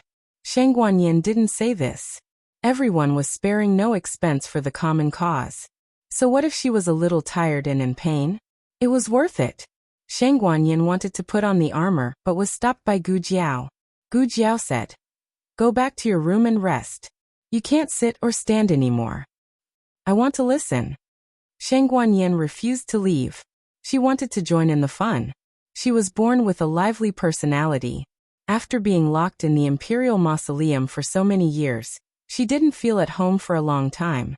She wanted to be with everyone. Gu Jiao thought for a while and said, "Then you can squeeze with little Jing Kong first. After we finish talking, Aheng will send you back to your room. But you have to be careful of him kicking you." Little Jing Kong's sleeping posture was very strange. Sometimes he was as obedient as a silkworm. Sometimes he was like an invincible little king of destruction. I know. In any case, she had some skills. Sheng Guanyin lay down on the bed behind the screen, and Gu Jiao put down the curtain for her. Through the curtains and screens, she told him about how she had sent the servant to the palace. Although Gu Chengfeng already knew about the plan, when he heard the entire process, he still felt that this operation was simply too outrageous. Even in their dreams, those imperial concubines never expected that Sheng Guanyin would say the exact same lines to everyone. He even wrote a letter as a pledge. How sincere. But will they really take the bait? Gu Chengfeng was very worried that these people would shrink back at the last minute or sense that something was wrong. Grandaunt said indifferently, "They are on guard against each other and won't exchange information, so we can't expose them. As for taking the bait, after casting so many nets, there were bound to be a few fish on the net. What's more, the temptation of being the empress is too great." Empress Zhao's position in Zhao country was stable, and the crown prince had the support of Marquis Xianping. There was basically no possibility of being shaken, so the court was still stable. Gu Chengfeng came to Great Yan and realized that a harem could be so bloody. "I still don't understand. Concubine Wang Xian and Chen Jiaoyi will be tempted. After all, they don't have any princes. Supporting the third princess to the throne is the best way for them to consolidate their power. But don't the other three have adult princes?" Xiao Heng said, "First, they will support Sheng Guanyan to the throne. Then, they will use Sheng Guanyan's hand to become the empress. Then, they will wait for an opportunity to depose Sheng Guanyan. As the empress, their sons will be the legitimate sons, so it's only right for them to inherit the throne." Empress Dowager Zhuang nodded. "And that's the truth." Gu Chengfeng was shocked. So they are still using each other. There were no simple women in the harem. Whoever lived longer depended on who had deep thoughts. Empress Dowager Zhuang yawned. "Okay, go to sleep. The next thing is their business. They will worry about what to do and whether they can succeed or not." Oh. Gu Jiao stood up, went to clean up the table, and prepared to go to bed. "Then I will come back tomorrow," Xiao Heng whispered to her. Gu Jiao nodded and curved her lips. "See you tomorrow." The old chancellor also got up and left. "This old man is also tired. I will go back to my room to rest." Gu Chengfeng looked at everyone leaving one by one with a dumbfounded expression. "No, you are just going to leave like this? Are you not going to worry more? Are you so careless?" Gu Jiao said, "Great aunt, you go to sleep first. I will go to Gu Changqing's place tonight." Empress Dowager Zhuang waved her hand. "I know you can go." Gu Chengfeng fell into deep self-doubt. Is there something wrong with me? Or is there something wrong with you? Xianfu Palace. Concubine Wang Xian, with her long hair and silk pajamas, sat quietly in front of the windowsill. Nyang Nyang. Lu Mama came over with a candlelight. Lu Mama was the one who recognized Sheng Guanyan. She was Concubine Wang Xian's personal maidservant. She has been serving Concubine Wang Xian since she was 11 or 12 years old. She can be said to be Concubine Wang Xian's most trusted maidservant. Chuanxiu, what do you think of tonight's matter? Concubine Wang Xian asked. Lu Mama gently put the candlelight on the windowsill and thought for a while. It's hard to say. Concubine Wang Xian said. There is nothing between you and me that can't be said. What is in your heart, just say it. Lu Mama said. This slave thinks that third princess is different from before. She has changed a lot, even more than the rumors. Concubine Wang Xian's eyes flashed with a trace of approval. This concubine also thinks so. Her performance tonight is too scheming. Lu Mama looked at Concubine Wang Xian. But Nyang Yang still decided to give it a try, didn't you? Lu Mama is the person who knows Concubine Wang Xian the best in the world. She knows what Concubine Wang Xian is thinking. Concubine Wang Xian did not deny it. She is indeed a more suitable candidate than the sixth prince. She is more likely to help me ascend the throne. Hearing this, Lu Mama knew that Concubine Wang Xian had made up her mind. She no longer refuted and dissuaded her. Instead, she asked, but it is not so easy to get Imperial Concubine Han. Concubine Wang Xian said lightly, if it was easy, she would not have come to me. She could do it herself. Thinking of something, Lu Mama asked puzzledly. All the aristocratic families participated in the framing of the Xianyuan family. Why did she target the Han family? Concubine Wang Xian sneered. Isn't it the crown prince who started it first? It's okay to send someone to assassinate her in the imperial mausoleum, but he also sent someone from the Han family to assassinate her son. It's not normal for her to swallow this. Lu Mama nodded. The crown prince is too hasty. Sheng Guanqing is a dying man. What's the need to deal with him? Concubine Wang Xian looked at the moonlight outside the window. The crown prince is worried that Sheng Guanqing will use the emperor's sympathy to help the crown princess before he dies, right? Otherwise, Concubine Wang Xian could not think of why the crown prince would target the eldest grandson of the emperor. Well, let's not talk about this. Concubine Wang Xian looked at the agreement on the table. It not only contained the transaction between the two, but also their signatures. This was a shady transaction, but it was also a binding transaction. She said, the person we planted in the Yi Palace can start. Lu Mama hesitated for a moment and said, Nyang Nyang, that's our biggest trump card. Do you really want to use it in this matter? Once it's exposed, we can no longer monitor the movements of the Yi Palace. Concubine Wang Xian picked up the agreement written by Sheng Guanyan and said lightly, as long as Imperial Concubine Han is gone, there's no need to monitor the Yi Palace, right? The next day, Concubine Wang Xian started her plan. She asked Lu Mama to find the chess piece planted in the Yi Palace. That chess piece, like Little Li, was also a spy who had been planted for many years. Imperial Concubine Han always thought that she was the smartest, but sometimes the mantis stalks the cicada, unaware of the oriole behind. However, Imperial Concubine Han was very cautious. Even after several years, that chess piece still couldn't gain her full trust. But this kind of thing didn't need to be Imperial Concubine Han's first confidant to do. Do you understand Nyang Nyang's instructions? Behind the rockery, Lu Mama handed him a long brocade box in her wide sleeve. The eunuch accepted it, kicked it back into his sleeve, and whispered, Nyang Nyang, please rest assured. This slave will definitely do this well. Nyang Nyang, please treat this slave's family well afterwards. Lu Mama solemnly said, don't worry, Nyang Nyang will. The eunuch looked around vigilantly and carefully returned to the Yi Palace. On the other side, Concubine Dong and the others also began their own actions. Concubine Dong didn't have a spy in the Yi Palace, but the intelligence controlled by the Dong family was no less than that of Concubine Wang Xian. She communicated with the Dong family and borrowed an expert from the Dong family. The female bodyguard who accompanied the expert said, Family head said that Imperial Concubine Han has a very powerful aide. We have to avoid him. Concubine Dong sarcastically said. Is she so unscrupulous? She actually lets an outsider enter her bedroom. The female bodyguard said. That person is not often in the palace. He only comes to discuss with Imperial Concubine Han when he has something to do. Concubine Dong lightly said. Well, do as you see fit. This concubine doesn't care what method you use. In short, you have to put this thing in Imperial Concubine Han's bedroom. On the first day, there was no movement from the palace. On the second day, there was still no movement from the palace. Gu Chengfeng finally couldn't help but sneak into the state preceptor hall at night. He couldn't help but ask Gu Jiao. Do you think they made a move? Why is there still no news? They must have made a move. As for whether they succeeded or not, it depended on whether they had the ability to do so. As the saying goes, man proposes, God disposes. On the fourth day, the king accompanied the young royal princess to the state preceptor hall to visit Xiao Heng and Sheng Guanyan. Not long after sitting down, Zhang Dequan came over with a panicked expression.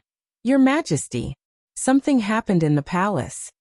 The latest chapter of this book is not finished yet. For more exciting content, please scan the QR code below to download the app. Novels are updated faster. Millions of novels are free to read. Novels with connotations that can't be found on the internet are all available here. https://www.zhbqg.com/89642_896428266/10634937. HTML Genius memorized this site's address in a second. www.zhbqg.com Biku Pavilion mobile version reading website. Chapter 784. The latest chapter of this book is not finished yet. For more exciting content, please scan the QR code below to download the app. Novels are updated faster. Millions of novels are free to read. Novels with connotations that can't be found on the internet are available here. At this time, the king was sitting in front of Sheng Guanyan's bed. The little princess and little Jing Kong had already gone to cause trouble for little Shi. In addition to him, there was only Sheng Guanyan, who closed her eyes and pretended to be dead, and Xiao Heng, who accompanied her. One was unconscious, and the other was not going to live for long. They were not outsiders. The king's face sank and asked, What's the matter? Why are you in such a hurry? It's. Zhang Dequan was afraid of those few words and couldn't say it out loud. The king said in a deep voice, I forgive you, speak. Yes. Zhang Dequan braced himself and told the whole story. It turned out that the sixth prince was flying a kite in the palace today. While flying, the kite broke and flew into Imperial Concubine Han's bedroom. The sixth prince went to ask for his kite. After all, he was a prince. Of course, he couldn't just stand outside the door. He went in to greet Imperial Concubine Han. After that, when the palace servants were looking for the kite, they accidentally found a strange thing in the flowers. The sixth prince was young and curious. He ran over and asked the palace servants to dig it out. Who would have thought that it was a little person full of silver needles? Judging from the situation at the scene, the little person was buried under the ground. However, because of the heavy rain a few days ago, the soil was washed away, causing the little person to be exposed. Piercing the little person, the king's eyes flashed with a trace of danger. Return to the palace. Xiao Heng got up and looked at the king with concern. Imperial grandfather, I will accompany you to the palace. The king thought for a moment and didn't refuse. Take good care of the little princess. The king left Zhang Dequan and returned to the palace with Xiao Heng. The matter was very big. The scene was surrounded by Imperial Concubine Wang Xian. Although Imperial Concubine Han was in charge of the Phoenix Seal, this matter was related to her future. Imperial Concubine Wang Xian directly called the people of the Rearguard Commandery. The Rearguard Commandery was the most special yamen in the outer court. It was directly under the king's jurisdiction. Although they were not allowed to break into the harem, if the emperor's safety was threatened, they could enter first and report later. The king had arrived. At this moment, some concubines who were watching the show had also arrived. Xiao Heng did not bow to these imperial concubines. Whether it was Shangguan Yen or the crown princess, he was now the only imperial grandson of Empress Xianyuan. Except for the emperor and empress, he did not need to bow to anyone. "Where is it?" the king asked.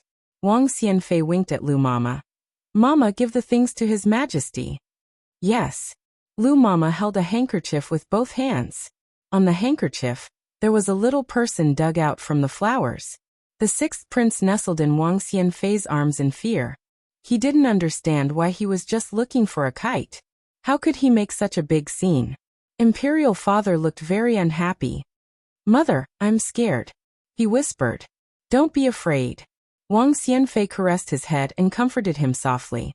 But in his heart he secretly said, "Fortunately, I chose Shangguan Yen. The sixth prince is so timid. After all, it will be difficult for him to take on a big responsibility." Of course, she didn't hate the sixth prince. After all, she didn't have a son. It wasn't bad to have an obedient sixth prince by her side. Xiao Heng directly took the little person. "Your Highness." Lu Mama was shocked. The king also frowned. "Don't touch this kind of unlucky thing." "It doesn't matter," Xiao Heng said indifferently. "Ha." He unintentionally turned the little person over and saw a line of words written on the back of the cloth. He asked with a puzzled look, "Imperial grandfather, isn't this your birth date?" Naturally, the king saw it. His face sank to the extreme. "Where was it found? Who found it?" Lu Mama pointed to the grass not far away that was surrounded by Wang Xianfei's people and respectfully said, "It was found there. His Highness the Sixth Prince's kite fell there." His Highness the Sixth Prince's servant, Zhang En, and Xiaosheng from Guyi Palace went to look for the kite. They found it together. One was Wang Xianfei's person, and the other was Imperial Concubine Han's person. There was no possibility of someone framing them at the scene. The king looked coldly at Imperial Concubine Han. "Imperial Concubine, what else do you have to say?" Imperial Concubine Han, who had been stepped on by little Jing Kong a few days ago and had yet to recover, limped to the king, knelt down and saluted. "Your Majesty, I'm innocent. I didn't know anything. Your Majesty." Xiao Heng was not in a hurry to interrupt. This was because he was very confident in his imperial grandfather's ability to fill in the blanks. His imperial grandfather's imagination must be better than his. The king looked at her coldly. "You mean someone sneaked into your palace and framed you for practicing the Yansheng technique?" Imperial Concubine Han gritted her teeth and looked at Wang Xianfei. "It must be." Wang Xianfei raised her hand to protect the sixth prince, who was so scared that he crawled into her arms and said lightly, "Imperial Concubine, why are you looking at me and the sixth prince? Do you think I'm framing you?" Imperial Concubine Han said coldly, "What a coincidence, the sixth prince's kite fell at my door." "What a coincidence, the sixth prince's kite broke in my garden." Wang Xianfei's attitude was so good that there was no trace of guilt on her face. "Who doesn't know that your Guyi palace is heavily guarded? Even if I wanted to, I don't have the ability.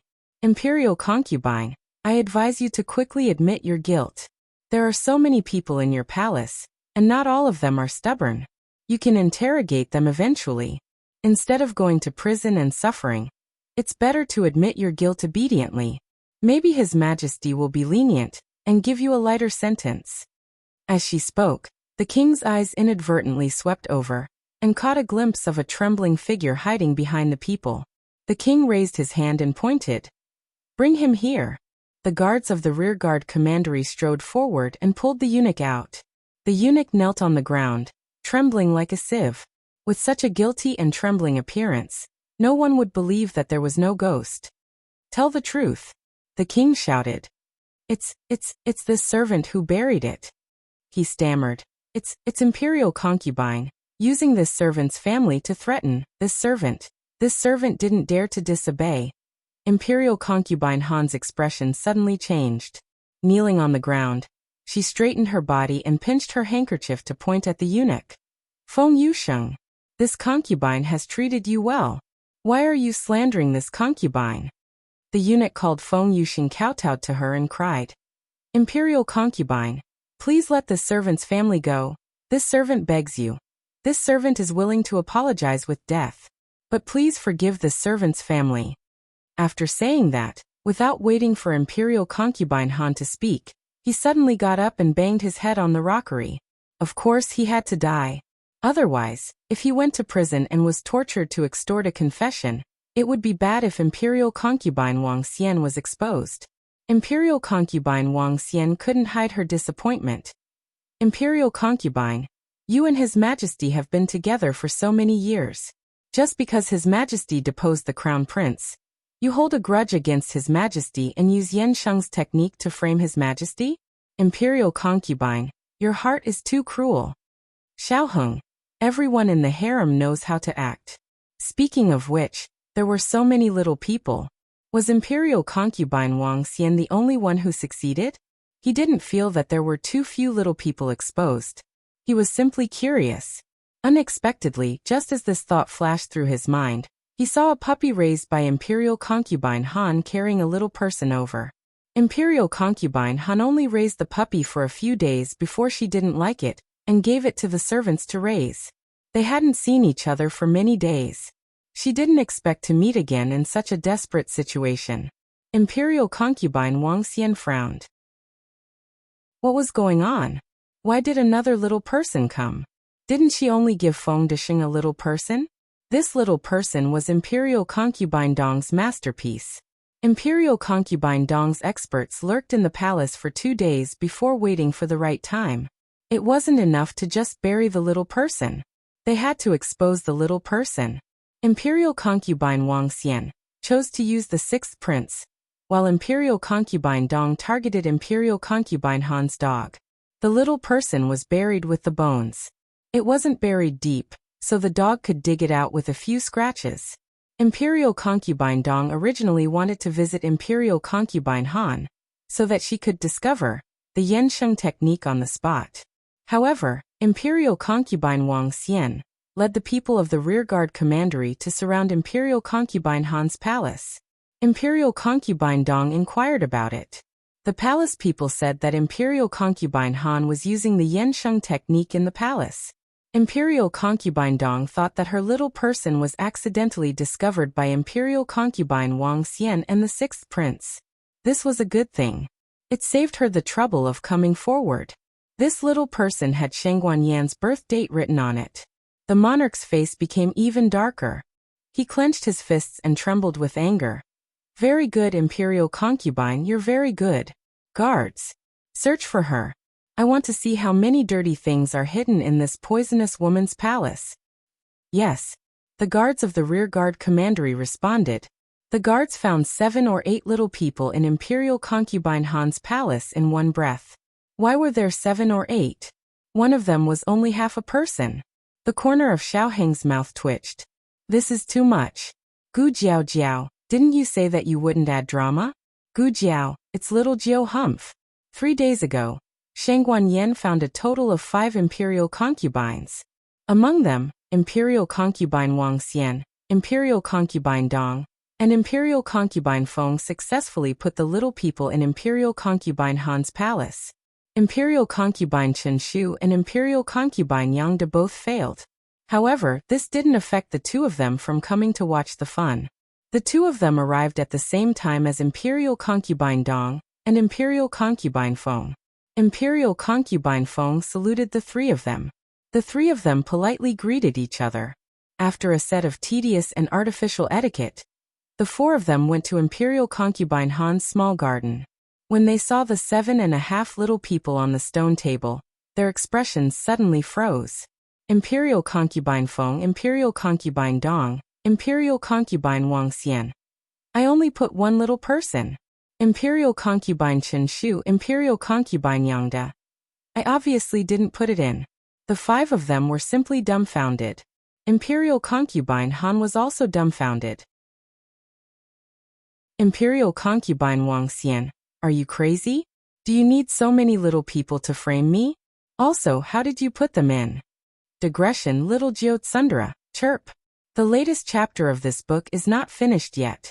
For more exciting content, please scan the QR code below to download the app. Novels are updated faster. Millions of novels are free to read. Novels with connotations that can't be found on the internet are all available here. https://www.zhhbqg.com/89642_8964286/1063477704. HTML Genius remembers this site's address in a second. www.zhhbqg.com Bikugo mobile reading website. Chapter 785. The latest chapter of this book is not finished yet.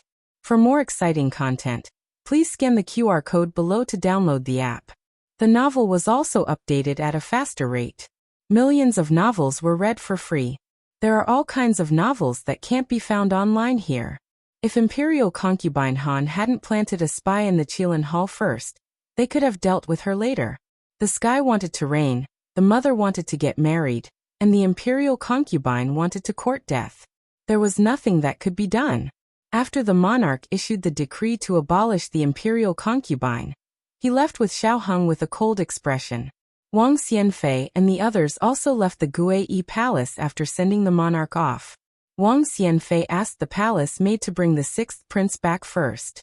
When a noble lady fell, it meant that the position of Guifei was empty. The other imperial concubines did not need to be promoted to Guifei, but Feng Zhaoyi's position made her very eager to enter Guiyi Palace. But today, Feng Zhaoyi was not in the mood to think about conferring the title of imperial concubine. Her mind was filled with those little people.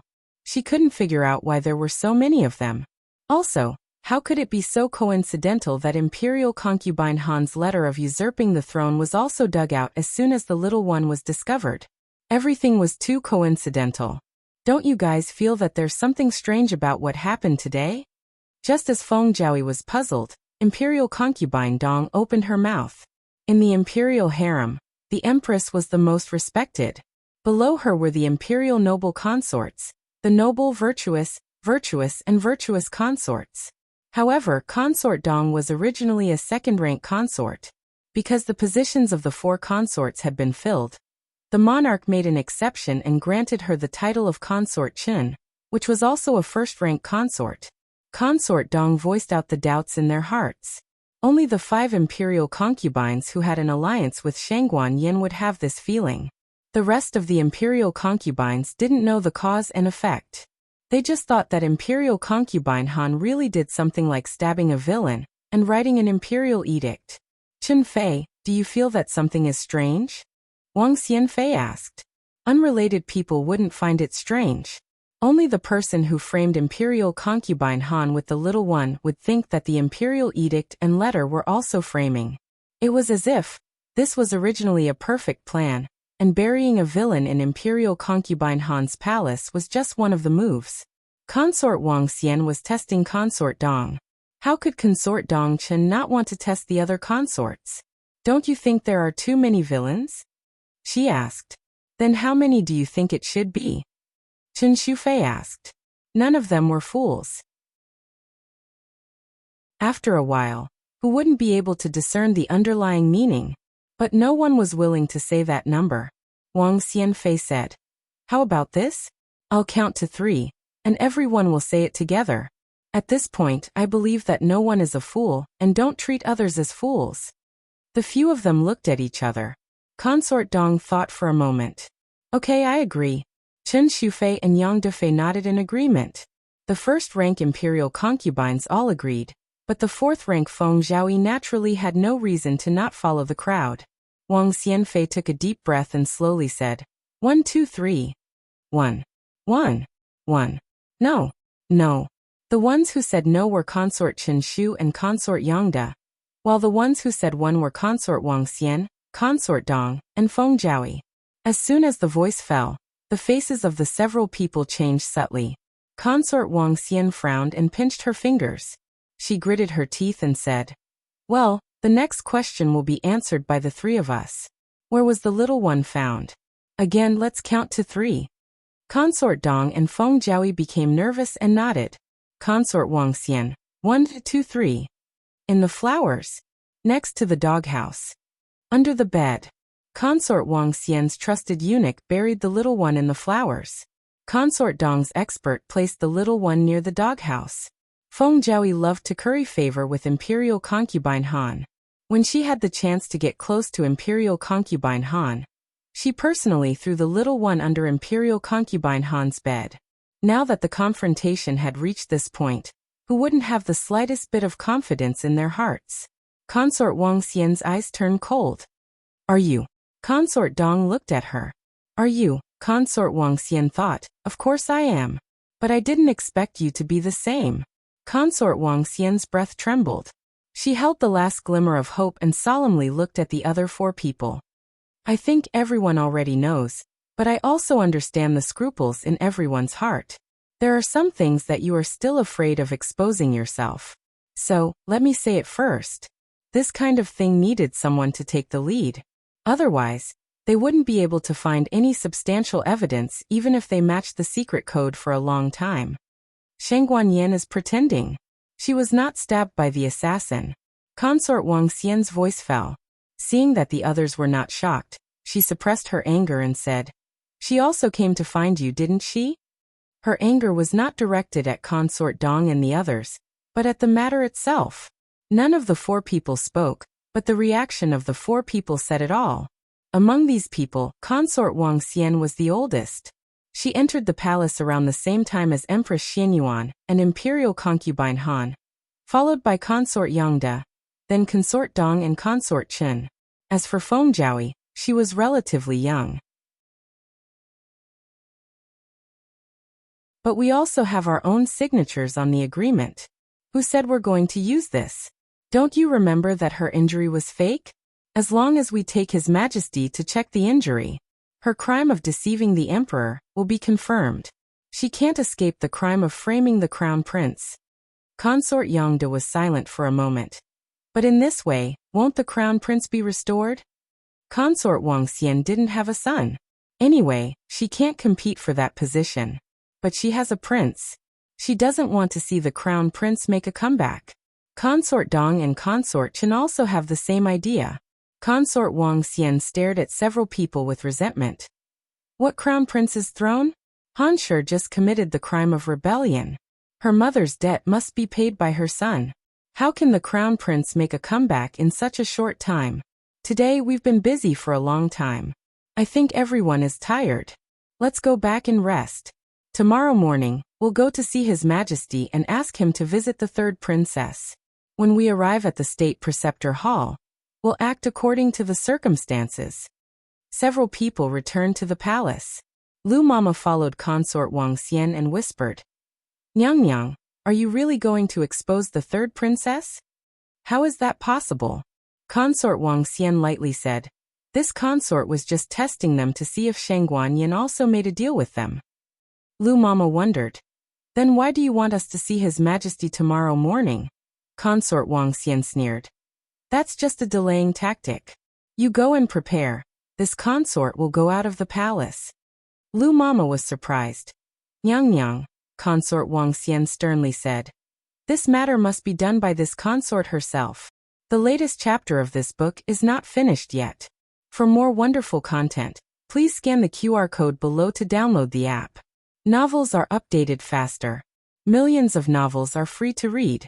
Novels with connotations that can't be found on the internet are all available here. https://www.zhhbqg.com/89642_8964286/1063266666. HTML Genius. Remember this site's address. www.zhhbqg.com Bikugo Mobile Edition website. Chapter 786. The latest chapter of this book is not finished yet. For more exciting content, please scan the QR code below to download the app. The novel is more complete and updated faster. Millions of novels are free to read. There are all kinds of novels that can't be found on the internet.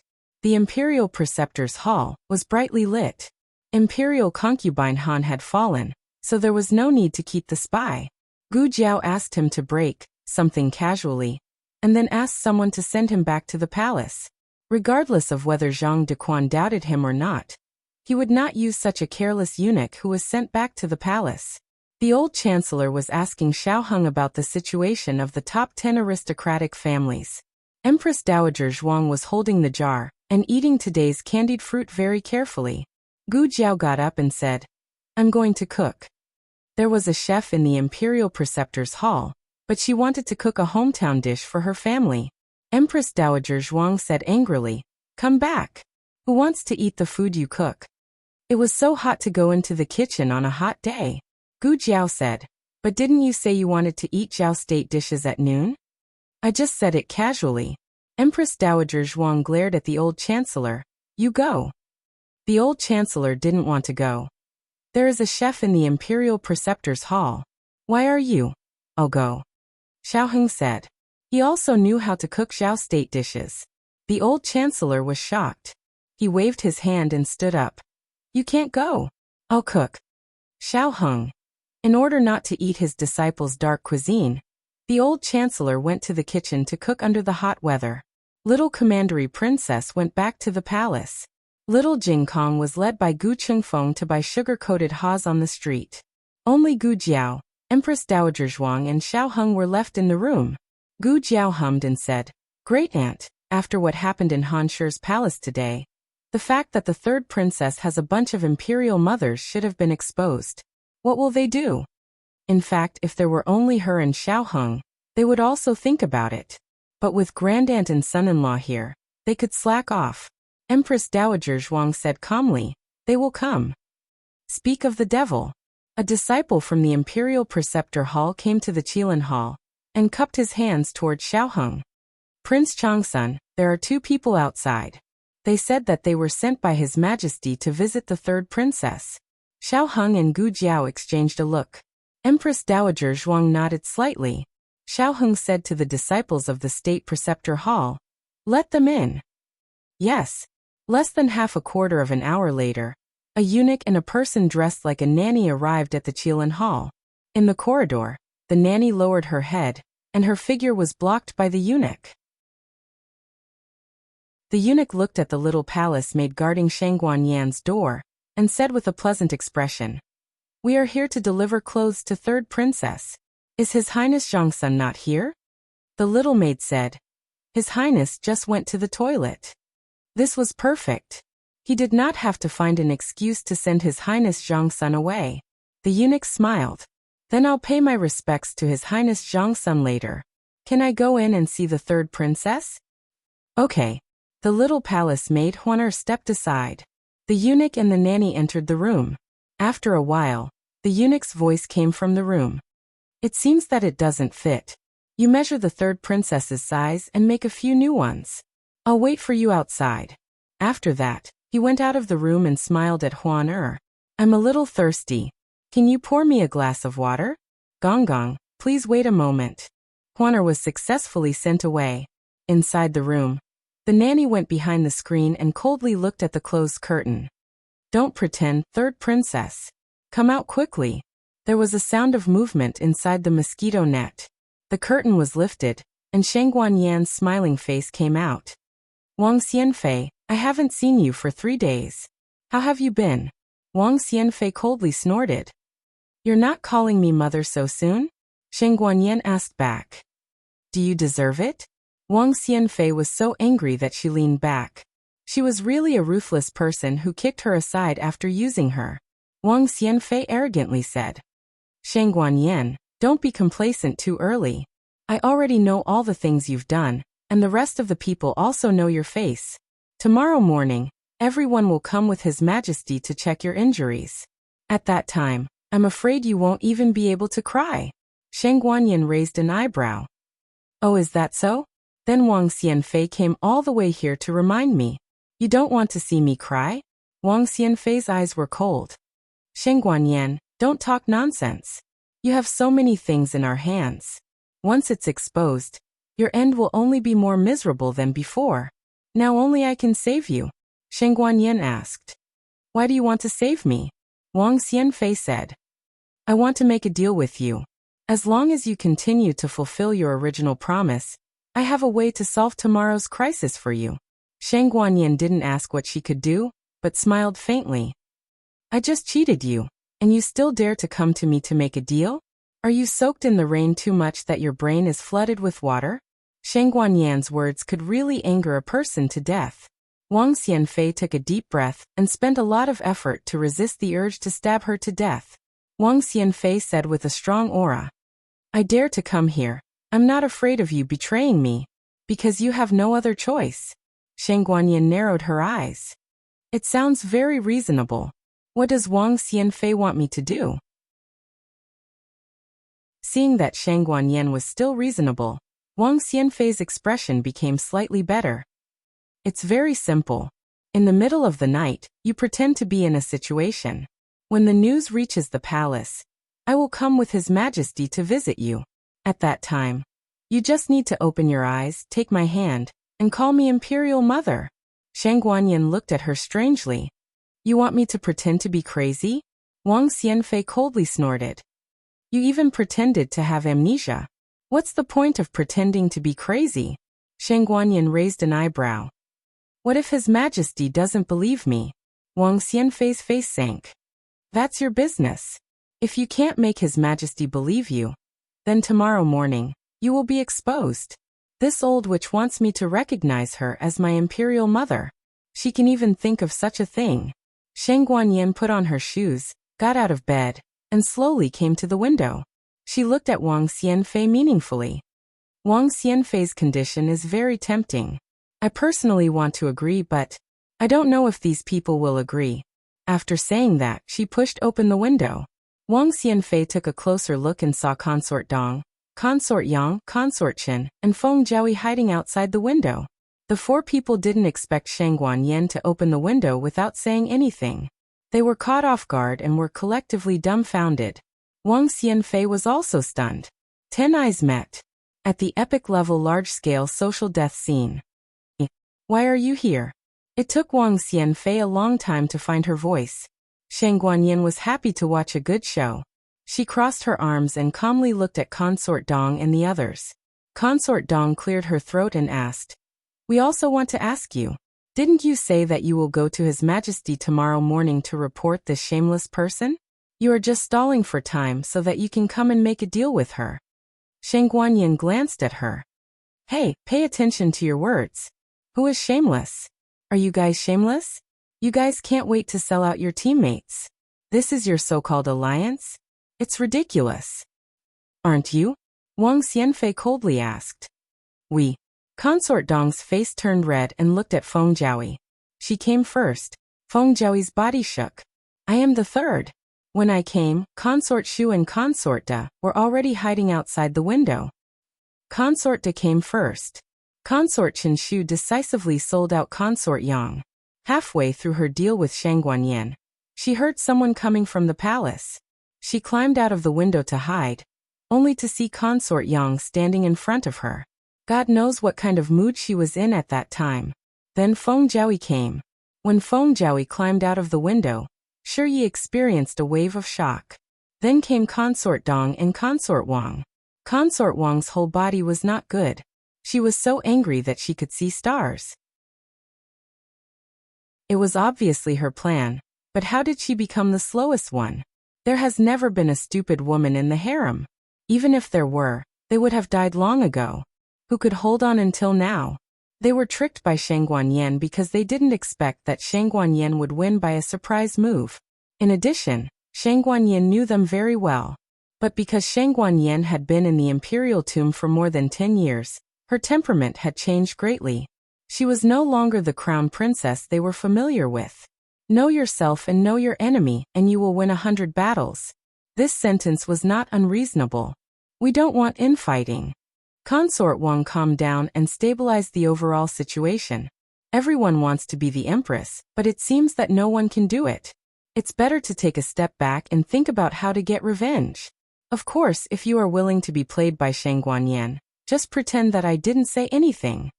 Consort Dong sarcastically said. You don't want to send us away and play some tricks behind our backs, do you? You said it like you didn't play any tricks? Each one of you is more impatient than me, and you still have the face to mock me? Consort Wang suppressed her anger. She didn't want to fight with Consort Dong at this juncture. She seriously said, "Let's go to the palace together and invite His Majesty. Don't say that we have seen her. Her testimony alone is not enough to convince us. Think of a way to let His Majesty see her injury." The four people were silent. At this point, they certainly understood that the deal with Shangguan Yen would not work. They were the 5 dignified imperial concubines, but they were played by a junior. They really couldn't swallow this. "Good, I agree." Consort Chen Shufei was the first to express her opinion. "I also agree." Immediately after, Feng Jiaoyi and Consort Yang De also expressed their opinion. Consort Dong impatiently frowned. "You all agreed. What else can I do?"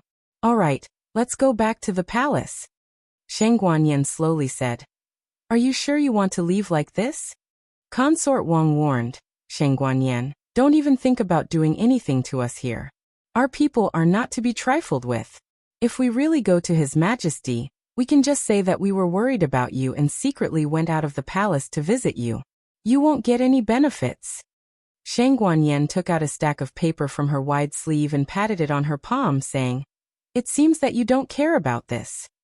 The several people subconsciously turned their heads and looked at the paper in her hand. Shangguan Yen was afraid that they couldn't see it clearly, so she specially showed them one. The several people's pupils shrank. Consort Dong was stunned. Yes, this is the letter of commitment I wrote to the several imperial concubines. It's written in black and white. If you help me overthrow imperial concubine Han, I will help you ascend to the position of the empress. Consort Feng hurriedly took out the letter that she carried with her. "Don't look at it. The one in your hand is fake. The one in my hand is the real one. If you don't believe me, you can compare the fingerprint on it." Consort Feng looked at the guide she pressed on it. She pressed it with her right thumb. Her right thumb had a dough pattern, commonly known as a snail. But on this piece of paper, the fingerprint that should belong to her was a dustpan. It was indeed different. The story of the matter was like this.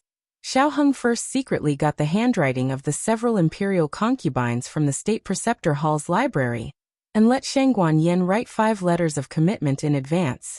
Then he let the old chancellor imitate the handwriting of the several imperial concubines to sign, and put their fingerprints on it.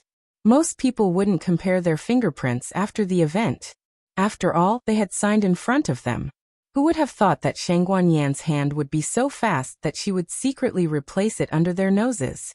In fact, if it was just a few little people, little Joe could do it. Why would he let Shangguan Yan find these imperial concubines at night?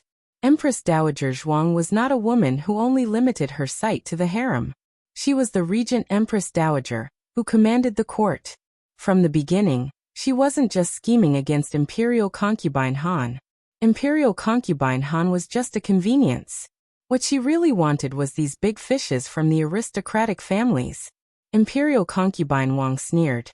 "Shangguan Yan, even if you took this evidence, so what? Prove that we are in cahoots with you?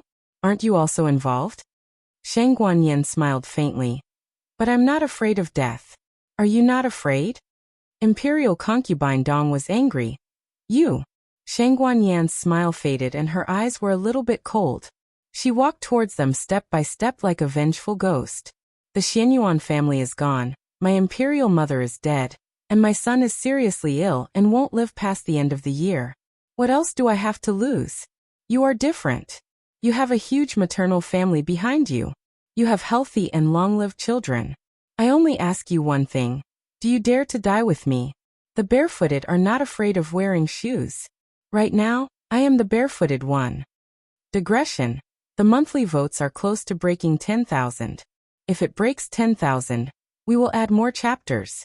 The latest chapter of this book is not finished yet.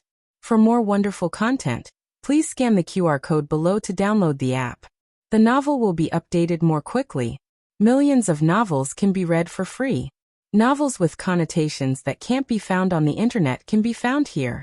https://www.zhhbqg.com/89642_8964226/106325382. HTML Genius will remember this site's address in a second. www.zhhbqg.com Bikugo mobile version reading website. Chapter 787. The latest chapter of this book is not finished yet. For more exciting content, please scan the QR code below to download the app.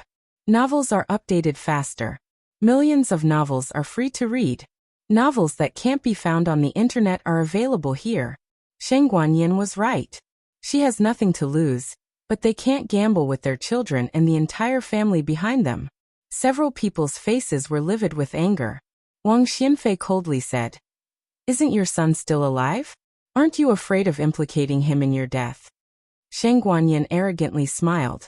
"When I rebelled against the Xianyuan family and became a commoner, I didn't implicate my son. Do you think that my imperial father will vent his anger on my son for framing you?" This was true. The emperor's tolerance and preference for Sheng Guanqing was obvious to all. Wang Xianfei clenched her fists, her nails deeply piercing into her palms. "What do you want to do?" Sheng Guanyin said with a smile. "I don't want to do anything. I just want to see your frightened look. I'm happy. When I'm happy enough, I'll send this evidence to my imperial father. At that time, we'll go to the underworld to see my imperial mother."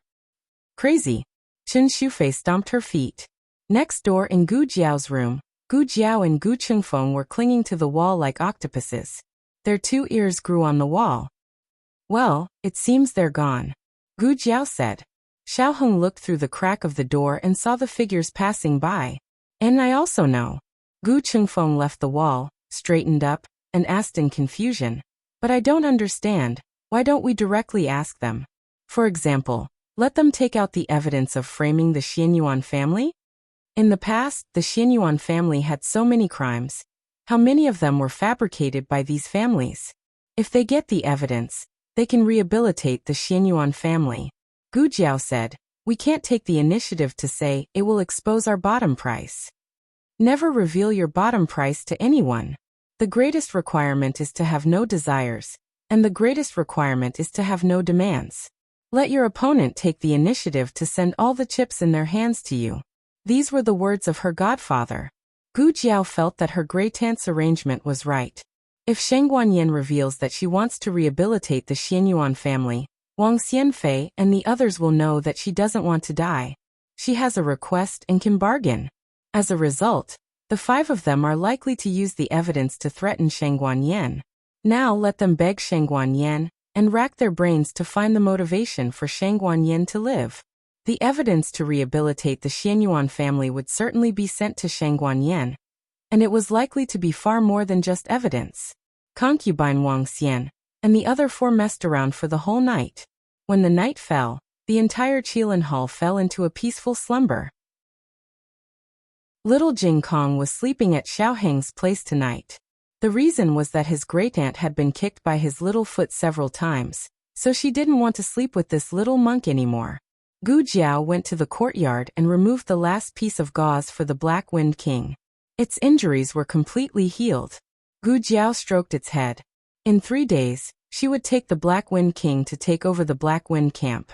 The road they were going to take was finally the right one, but there was still a long way to go. They couldn't relax for a moment. They couldn't be complacent because of a temporary victory. They must always be vigilant and ready to fight at any time. "Give it to me." Xiao Heng came over and said. Gu Jiao was stunned. "Huh? Why haven't you slept yet?" Xiao Heng took the gauze from her hand and raised his other hand to tidy up her hair. "You haven't slept either, right?" Gu Jiao said. "Oh, I came to see the Black Wind King." Xiao Heng said. "I came to see you." His eyes were heavy, gentle, and affectionate. His whole heart and eyes were filled with the person in front of him. Gu Jiao blinked. This guy was getting more and more outrageous as he grew up. As soon as there was no one around, he would flirt with her. He was about to become a walking hormone. If this continued, she wouldn't be able to handle it. From a physiological point of view, her body was gradually maturing. It was indeed easy for her to be attracted to the hormones of the opposite sex. "It's not my problem, it's the hormones' problem." Before Xiao Heng could say anything, he saw the little girl shake her head. He said in amusement, "Why are you shaking your head? Are you not letting me see you? Let me see you, Gu Jiao said. Xiaoheng smiled gently. Gu Jiao suddenly smacked her head into his chest, her forehead resting on his firm chest. He stretched out his strong and slender arm, and gently stroked her shoulder. Are you tired? Gu Jiao shook her head against his chest. I'm not tired. I'm tired for grandaunt and granduncle. They're already so old, but they still have to worry so much. Grandaunt doesn't like scheming against each other. She likes to play leaf cards in Jade Water Alley. Xiaoheng smiled. Grandaunt likes to play cards, but she likes you even more. You being safe and sound is Grandaunt's greatest joy for the rest of her life. Gu Jiao didn't move. She just leaned against his chest like a lazy calf. She rarely relaxed like this. Only in front of him did she release a little bit of her fatigue. She was indeed exhausted during this period of time. It seemed that ever since she entered the Yan Kingdom, she hadn't stopped. The boxing competition, Guyan's surgery, the fight with the Han family and Nangong family, the fight for the Black Wind Cavalry. She was so busy that she couldn't stop. She was worried that others would be tired. She just didn't remember how tired she was. Xiaoheng looked at the little head in his arms and said, At most 3 months. I'll let the Yan Kingdom finish. Gu Jiao. She had a tone of confidence. Xiaoheng hugged her and asked softly, When you're done, what do you want to do? Gu Jiao thought seriously and said, EQ. Xiaoheng. The two of them stayed in the courtyard for a while until they were almost carried away by the mosquitoes. Xiaoheng held her hand and returned to the house. Xiaoheng stood at the door and said to her, Let's go in. Gu Jiao didn't hear him. She was in a daze. Xiaoheng pointed at her forehead. What are you thinking about? Gu Jiao came back to her senses. Nothing. I just suddenly remembered what Nangong Li said to me before he died. I do deserve to die. I betrayed you and the Xianyuan family. My death is not regrettable. I'm not surprised that you came to me for revenge. There's nothing to feel wronged, but you really think that the Nangong family did all those things? You're wrong. Haha. You're very wrong. The Nangong family can't even be considered as an accomplice. They're just a hunting dog that wants a piece of fat meat. The person who really harmed the Xianyuan family is Gu Jiao recalled. Jin something, it seems to be Yang, but it also seems to be Liang. He couldn't speak clearly at that time. It's Jingyang, right? Xiaoheng said. The Yan monarch's name is Shengguan Jingyang. Gu Jiao nodded. Oh, then it should be him. Xiaoheng held her shoulder and said seriously, The Xianyuan family will be rehabilitated, whether the Yan monarch is willing or not. In the middle of the night, Gu Jiao went to the secret room again. She wasn't surprised to see the state preceptor inside. This person came often recently. However, he didn't seem to have done anything bad to her. I'll guard him tonight. The state preceptor spoke just as Gu Jiao put the small medicine box into the groove. I'll guard him myself. Gu Jiao said. Are you sure? The state preceptor asked. Gu Jiao felt that there was a hidden meaning in his words. What do you want to say? The state preceptor said. You trick so many people at once. Wang Xian and the others don't know about you, but the Han family more or less knows a thing or two. How did this guy even know about them tricking the imperial concubines? The state preceptor said indifferently. In the future, don't let people in through the front door. Imperial concubines came in disguise one after another. Did they really think the state preceptor hall was blind? Gu Jiao asked. Who let them in? If she didn't admit it, then they didn't. However, what did this guy mean by the first sentence? The Han family's understanding of her. The Han family didn't know that she was Gu Jiao, but they knew that she wasn't the real Xiao Lulang. They also knew that she was studying at Tianqiong Academy. Following this clue, they could easily find her residence. Not good. Marshal Aunt Nan and the others were in danger. Imperial concubine Han fell off the horse. The other party couldn't touch them in the state preceptor hall, so they attacked everyone related to them. The moon was dark and the wind was strong. Willow Lane was completely silent. Marshal Aunt Nan had just finished boiling the last antidote for Gu Changqing. She rubbed her sore neck, put the antidote in a porcelain bottle, and planned to go back to her room to rest. She first went to Gu Xiaoshan and Gu Yan's room. The two children were sleeping very soundly. She then closed the door to old Master Meng's room. The old man's snoring was a little loud. Finally, she dragged her heavy steps and fell on her bed. The summer was hot, and the cicadas on the tree branches were incessant. The cicadas' chirping covered the sound of clothes rustling in the night. A few black shadows quietly sneaked into the courtyard. They came to the door of the central room, took out their daggers, and began to pry open the door. Gu Yan suddenly woke up. He held his breath and listened attentively. The movement at the door was very light, but he still heard it. He pushed Gu Xiaoshan. Gu Xiaoshan turned over in a daze and muttered, "What?" Gu Yan covered his mouth. "Sure." Gu Xiaoshan was stunned. After 3 seconds of dizziness, he woke up and looked at Gu Yan in astonishment. Gu Yan lifted the curtain and pointed outside the door. Someone was coming. Digression. Thanks for everyone's monthly votes. The latest chapter of this book is not finished yet. For more exciting content, please scan the QR code below to download the app. The novel is more complete and updated faster. Millions of novels are free to read. There are novels with connotations that can't be found on the internet here. https://www.zhhbqg.com/89642_8964286/1063199976. HTML Genius remembered this site's address in a second. www.zhhbqg.com Bikuga mobile reading website. Chapter 788. The latest chapter of this book is not finished yet. For more exciting content, please scan the QR code below to download the app. Novels are updated faster. Millions of novels are free to read. Novels with content that can't be found online are all available here. Gu Xiaoshan sat up. His movements were fast but not heavy, almost silent. He gave Gu Yan a look. "I'll go take a look. You wait here for me." In fact, in terms of age, Gu Xiaoshan was 1 year younger than Gu Yan, but Gu Yan had always been the sickly one. Gu Xiaoshan was used to protecting him. Gu Yan shook his head, indicating that he didn't need to look. He should go wake up Master's wife and the others. Okay. Gu Xiaoshan responded in his mind. Without even wearing shoes, he went barefoot to Master's wife and Master Lu's room. When he passed through the central room, he clearly felt the other party trying to pry open the door. However, Master Lu was the best craftsman in the Zhao country. The door bolt he had modified was not easy to pry open.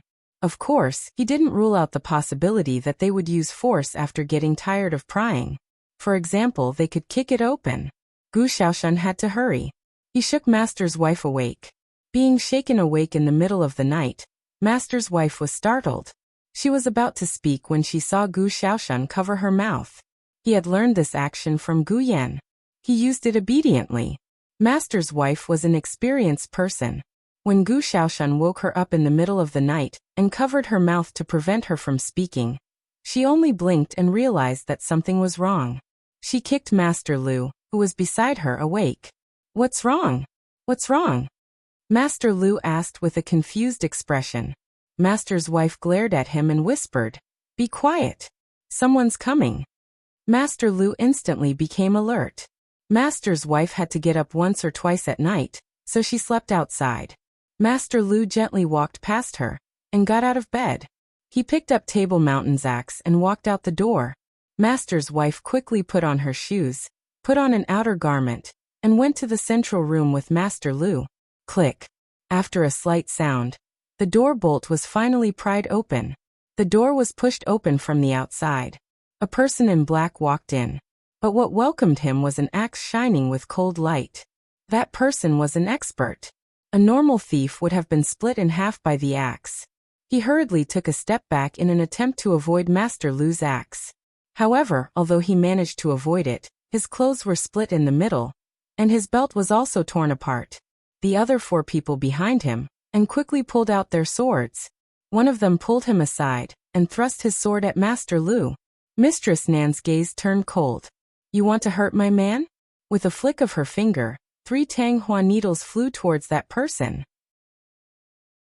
Master's wife, Master's wife, And Master Lu he blocked 2 of them, but the remaining one hit his arm. An unusual pain came from his arm. He frowned and said with a ferocious expression, "There's poison." Master's wife shot out another round of hidden weapons. This time it wasn't just the master's master needles, but also her poison darts. Gu Xiaoshan didn't stay idle either. He took out his newly made mechanical box and threw it at the group of people in the courtyard. "Xiaoshan." Master Lu hurriedly closed the door on one side and used his axe to block Gu Xiaoshan and Master's wife to his side. With a few loud bangs, the door was shot into a sieve. Master Lu wiped his cold sweat and said to Gu Xiaoshan, "Next time you make a hidden weapon, can you make one that doesn't hurt your own people?" Gu Xiaoshan scratched his head. Oh, he made many. The only one that didn't hurt him was given to Gu Jiao. The rest were all indiscriminate attacks. The one just now was the newest one. He hadn't tried it yet. "I thought it was a success this time," he muttered. Master's wife and Master Lu worked together to take care of the 5 people in the yard. Master's wife looked at the men in black who were lying on the ground and frowned in confusion. "Only 5 came? I heard that there were 6 of them just now." "Ah!" Gu Yan's scream came from the backyard.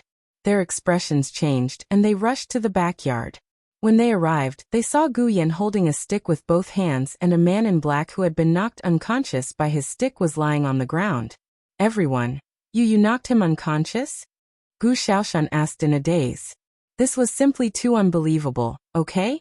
Gu Yan puffed out his small chest and said proudly, "Yes." Gu Xiaoshan couldn't help but give Gu Yan a thumbs up. "Brother, from now on, I have a whole new level of respect for you." "But..." Gu Xiaoshan frowned. "Why did you call him unconscious? I thought he did something to you." Gu Yan held the stick and said, "This is more imposing." Gu Xiaoshan. Gu Yan's sneak attack was successful purely because that person stepped into the trap in the backyard and inhaled the knockout powder scattered from the eaves. As they were talking, there was a sudden whoosh from the front yard, followed by fireworks exploding in the sky. Master Lu threw an axe over and knocked the struggling man in black unconscious. Master's wife looked at the fireworks above her head and said with a serious expression, "It's a signal. They're gathering their companions nearby. We can't stay here any longer. Hurry and leave. Don't pack your things." Money was a small matter. Escaping for their lives was a big matter. Gu Yan rushed into the house and took the golden lantern that Gu Jiao had brought back from the Lantern Festival. He didn't take anything else. Master's wife went back to the house to put on her clothes and took a few masks.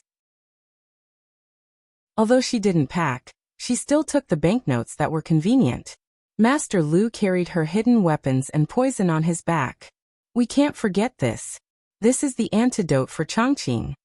Master's wife took the medicine bottle from the table and put it in her arms. On the other side, Gu Xiaoshan and Gu Yan went to call Master Meng. However, Master Meng was in a deep sleep and couldn't be woken up even if 5 bolts of lightning struck him. I really have to hand it to you." Gu Yan was mad. "Xiaoshan, you can carry him." "I'll do it."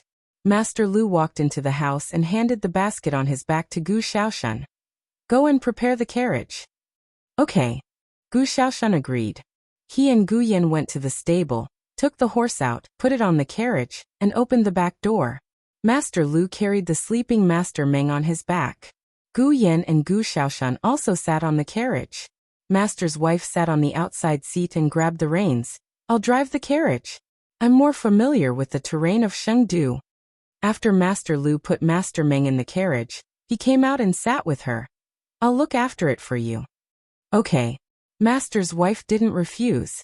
In the middle of the night, a carriage drove out of Willow Lane and left on the quiet street.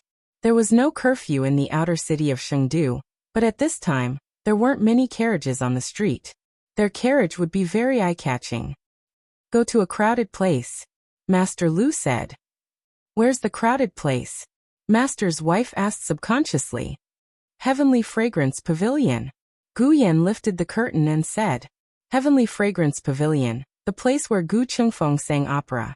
Now only that street was bustling all night. That was the best place to go. Master's wife turned the carriage and rushed in the direction of Heavenly Fragrance Pavilion. "Quick! They're over there." Hearing the assassin's voice, Master's wife clenched the reins in her hand. Not good. They're catching up. This time, it wasn't 5 black-clothed men, but a total of 10.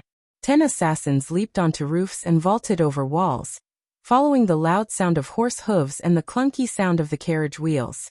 They gradually closed in. I see the carriage. Go. Remember to capture the 2 young ones alive. Kill the rest without mercy. Yes. The black-clothed men split into 2 groups, 5 on the left side of the road, 5 on the right side of the road, surrounding the carriage. Following the leader's hand gesture, everyone used qinggong to soar into the sky in the night. They pulled out their long swords and slashed open the carriage. The horse was frightened, and with the sword energy cutting the reins on the horse's back, the horse fled in panic in the night. At this time, no one cared about the horse. Everyone surrounded the collapsed carriage. Who did it? The leader was fierce. I said to keep the 2 young ones alive. What if they died? Everyone lowered their heads. The leader pointed at the black-clothed man beside him. You go take a look. Yes. The black-clothed man who was pointed at bravely walked forward, using his long sword to pry open a collapsed carriage wall, but found that there was no one in the carriage. He turned back and said, Leader. They ran away. The leader narrowed his eyes. They can't have gone far, split up and chase. Did they leave? In a small shop that was closed, Madame Nan asked in a small voice. Master Lu slowly poked his head out of the wall, leaning against the wall and looking outside. Seems like they left. Phew. Madame Nan leaned against the wall and sighed in relief. This group of people's breath is different from the ones just now. They are death warriors, very difficult to deal with. Gu Yan's expression suddenly became a bit strange.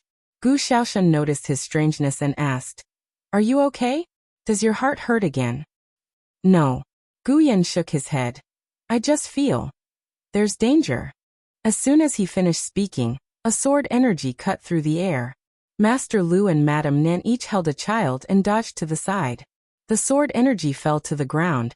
An innocent water tank was hit and split open on the spot. Old Mr. Meng, who was tied to Master Lu's back, was shaken awake. However, in the next second, his head hit the wall, and he was knocked unconscious again. Master Lu, did you hit something just now? But I didn't feel any pain. Digression, I seem to have updated too quickly. The latest chapter of this book is not finished. For more exciting content, please scan the QR code below to download the app. Novels are updated faster and more complete. Millions of novels are free to read. Novels with connotations that can't be found on the internet are all here. https://www.zhbqg.com/89642_896428226/1063042007. HTML Genius remembered this site's address in a second. www.zhbqg.com Bikugo mobile reading website.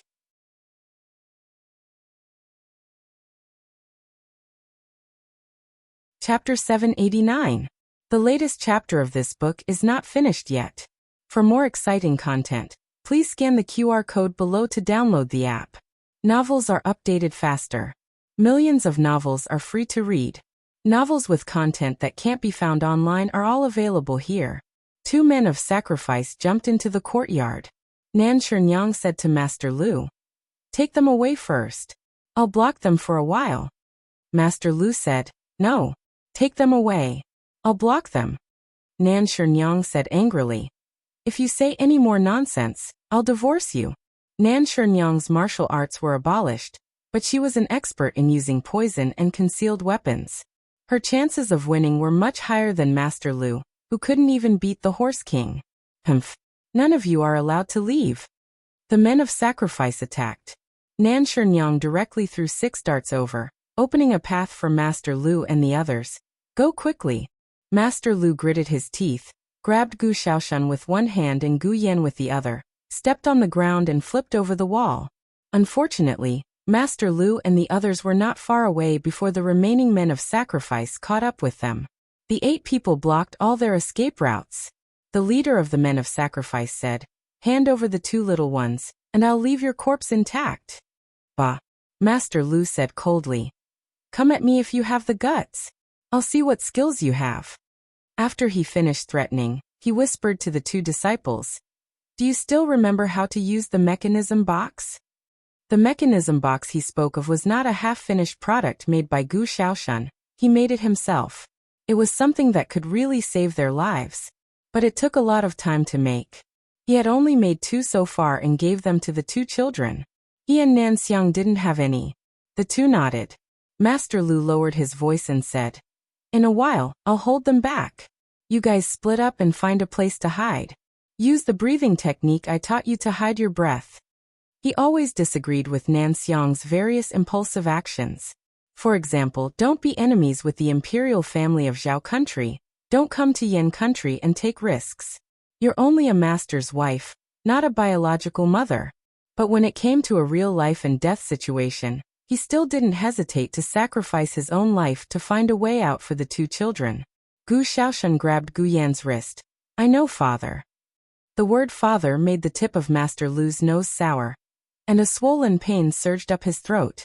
Xiaoshan usually only called him Shifu, but she would occasionally call him adoptive father. This was the first sound, and also the last one. Tears flashed in Master Lu's eyes. When one got older, it was easy for their eyes to leak urine.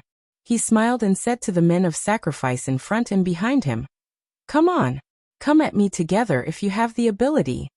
The death warriors didn't waste any time talking to him. They raised their swords and rushed towards him. Old Master Meng, I'm sorry. The 2 children can't run away with you. I can only wrong you to stay with me. Master Lu untied the ropes on his body. Old Master Meng had just woken up when he was thrown to the side of the road by Master Lu. He fainted again. Old Master Meng. Master Lu wasn't a match for these death warriors, but he fought as if he didn't care about his own life, forcibly carving out a bloody path. Originally, it was Gu Xiaoshan who was grabbing Gu Yan. Unexpectedly, Gu Yan's wrist suddenly turned and he grabbed Gu Xiaoshuan's wrist instead. Let's go, he said decisively. The 2 of them rushed out of the street and fled for their lives in the empty night. In order not to let the 2 children's hearts soften, Master Lu didn't cry out even when he was stabbed. He just gritted his teeth and swallowed all the pain back into his throat. However, a few death warriors still chased after them. There's a well over there. Gu Yan looked at the empty space in front of him and said, Go, hide in it. Gu Xiaoshan was very good at swimming. He pulled open the well cover and jumped down first. Then he raised his head, wiped the water droplets off his face, and reached out to Gu Yan. Jump down, I'll catch you. Gu Yan stood beside the well and stared at Gu Xiaoshan, whose eyes were filled with encouragement. He smiled slightly and grabbed the well cover forcefully. Gu Xiaoshan suddenly panicked and whispered, Gu Yan, what are you doing? Gu Yan said, Don't make a sound. Gu Xiaoshan paddled and tried to climb up. Hey, come down. I'm your older brother. Gu Yan said, This time it's my turn to protect you. His body was very weak and his strength was very little. He almost used up all the strength in his arms to cover the heavy well cover. Then he broke into a run. As he ran, he said to the people on the other street, Let's split up. You go that way. The death warriors who chased after them decisively ignored the well, and split into 2 groups to chase after them. Gu Yan ran forward with all his might. He had been sick for the first 16 years. He would pant after walking a few steps. After the operation, he finally understood how easy it was to be a normal person. He had never run so wildly before. He felt his heart contract violently, and there was a majestic power flowing through his body. Was this the body of a normal person? It felt good. He felt it. Stop. Otherwise I'll make a move. A death warrior stood on a roof not far away and shouted at Gu Yan. Of course, Gu Yan didn't stop. He used all his strength to run forward. He was like a child who had never eaten candy before, and wanted to eat it all at once. He also wanted to run as fast as he could. The death warrior's mission was to capture someone alive. It was said to capture, not invite. It didn't matter if he was slightly injured or seriously injured. It was fine as long as he was still breathing. The death warrior saw that Gu Yan didn't follow his orders. His eyes turned cold. He jumped up and slapped at Gu Yan's back. He didn't know that Gu Yan was a weak person. This slap was enough to injure Gu Yan's heart again. At this critical moment, the sound of horse hooves that were as swift as lightning came from the night sky. Almost at the same time, a red-tasseled spear with a murderous aura shot towards the Death Warrior like lightning and directly pierced through the Death Warrior's shoulder. The Death Warrior let out a mournful scream. The strength of the red-tasseled spear was beyond the Death Warrior's imagination. The Death Warrior didn't have any strength to fight back, and was directly knocked over. He fell heavily on the hot bluestone street. Gu Jiao rode the Black Wind King, and rushed over with a cold expression. She pulled the reins and blocked in front of Gu Yan. She coldly looked at the Death Warrior who was bleeding non-stop.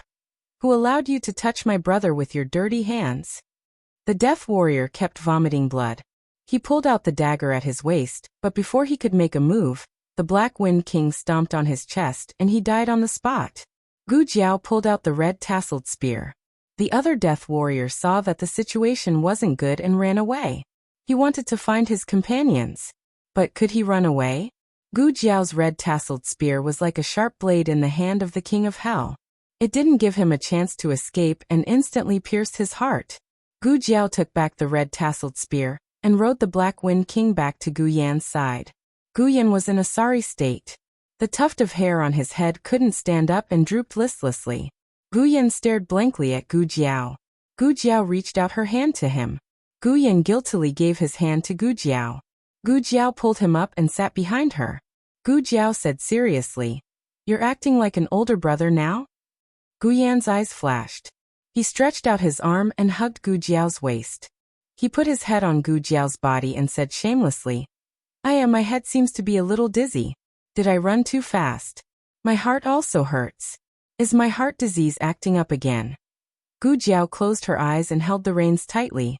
Biological brother, biological brother. Don't be angry, don't be angry. Gu Jiao brought Gu Yan to find Master Lu and Madame Nan.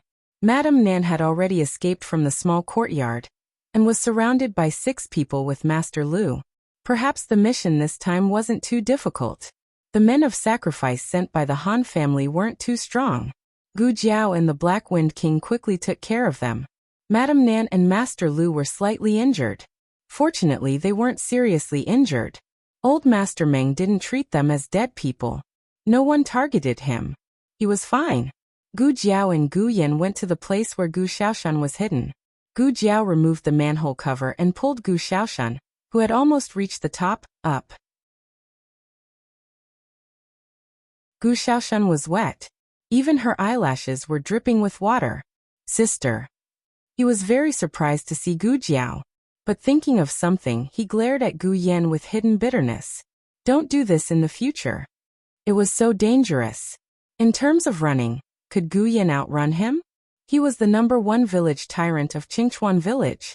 He was a fast runner from 10 miles away. It would be more appropriate for him to be the one to lead the enemy away. Gu Yan curled his lips and snorted. He whispered, "I'm the older brother." Gu Jiao took the State Preceptor Hall's token out of the inner city tonight. If she had been a step late, the consequences would have been unimaginable. "Lord State Preceptor, I owe you another favor." Madame Nan and Master Lu were covered in cuts and bruises. Gu Xiaoshan and Gu Yan were also in a sorry state. Even if they had the State Preceptor Hall's token, they would still be strictly checked. And they didn't have the inner city's token, so it was impossible for them to enter the city. As for their original residence, it was already targeted by the Han family, so it wasn't safe. Gu Jiao said, "Let's find an inn to stay for the night. Madame Nan and Master Lu's injuries need to be treated as soon as possible." "It's just a small injury," Madame Nan said indifferently. "Jiao Jiao, who are those people?" Gu Jiao replied, "They're the Han family's death warriors." Being targeted by the Han family, they had to settle Madame Nan and the others in a safe place as soon as possible. But where was the best place? Digression, the recent updates were too fierce. My soul was hollowed out. The latest chapter of this book is not finished yet. For more exciting content, please scan the QR code below to download the app. The novel is more complete and updated faster. Millions of novels are free to read. Novels with content that can't be found online are all here. https://www.zhbqg.com/89642_8964226/106303581. HTML Genius memorized this site's address in a second. www.zhbqg.com Bikuga mobile reading website.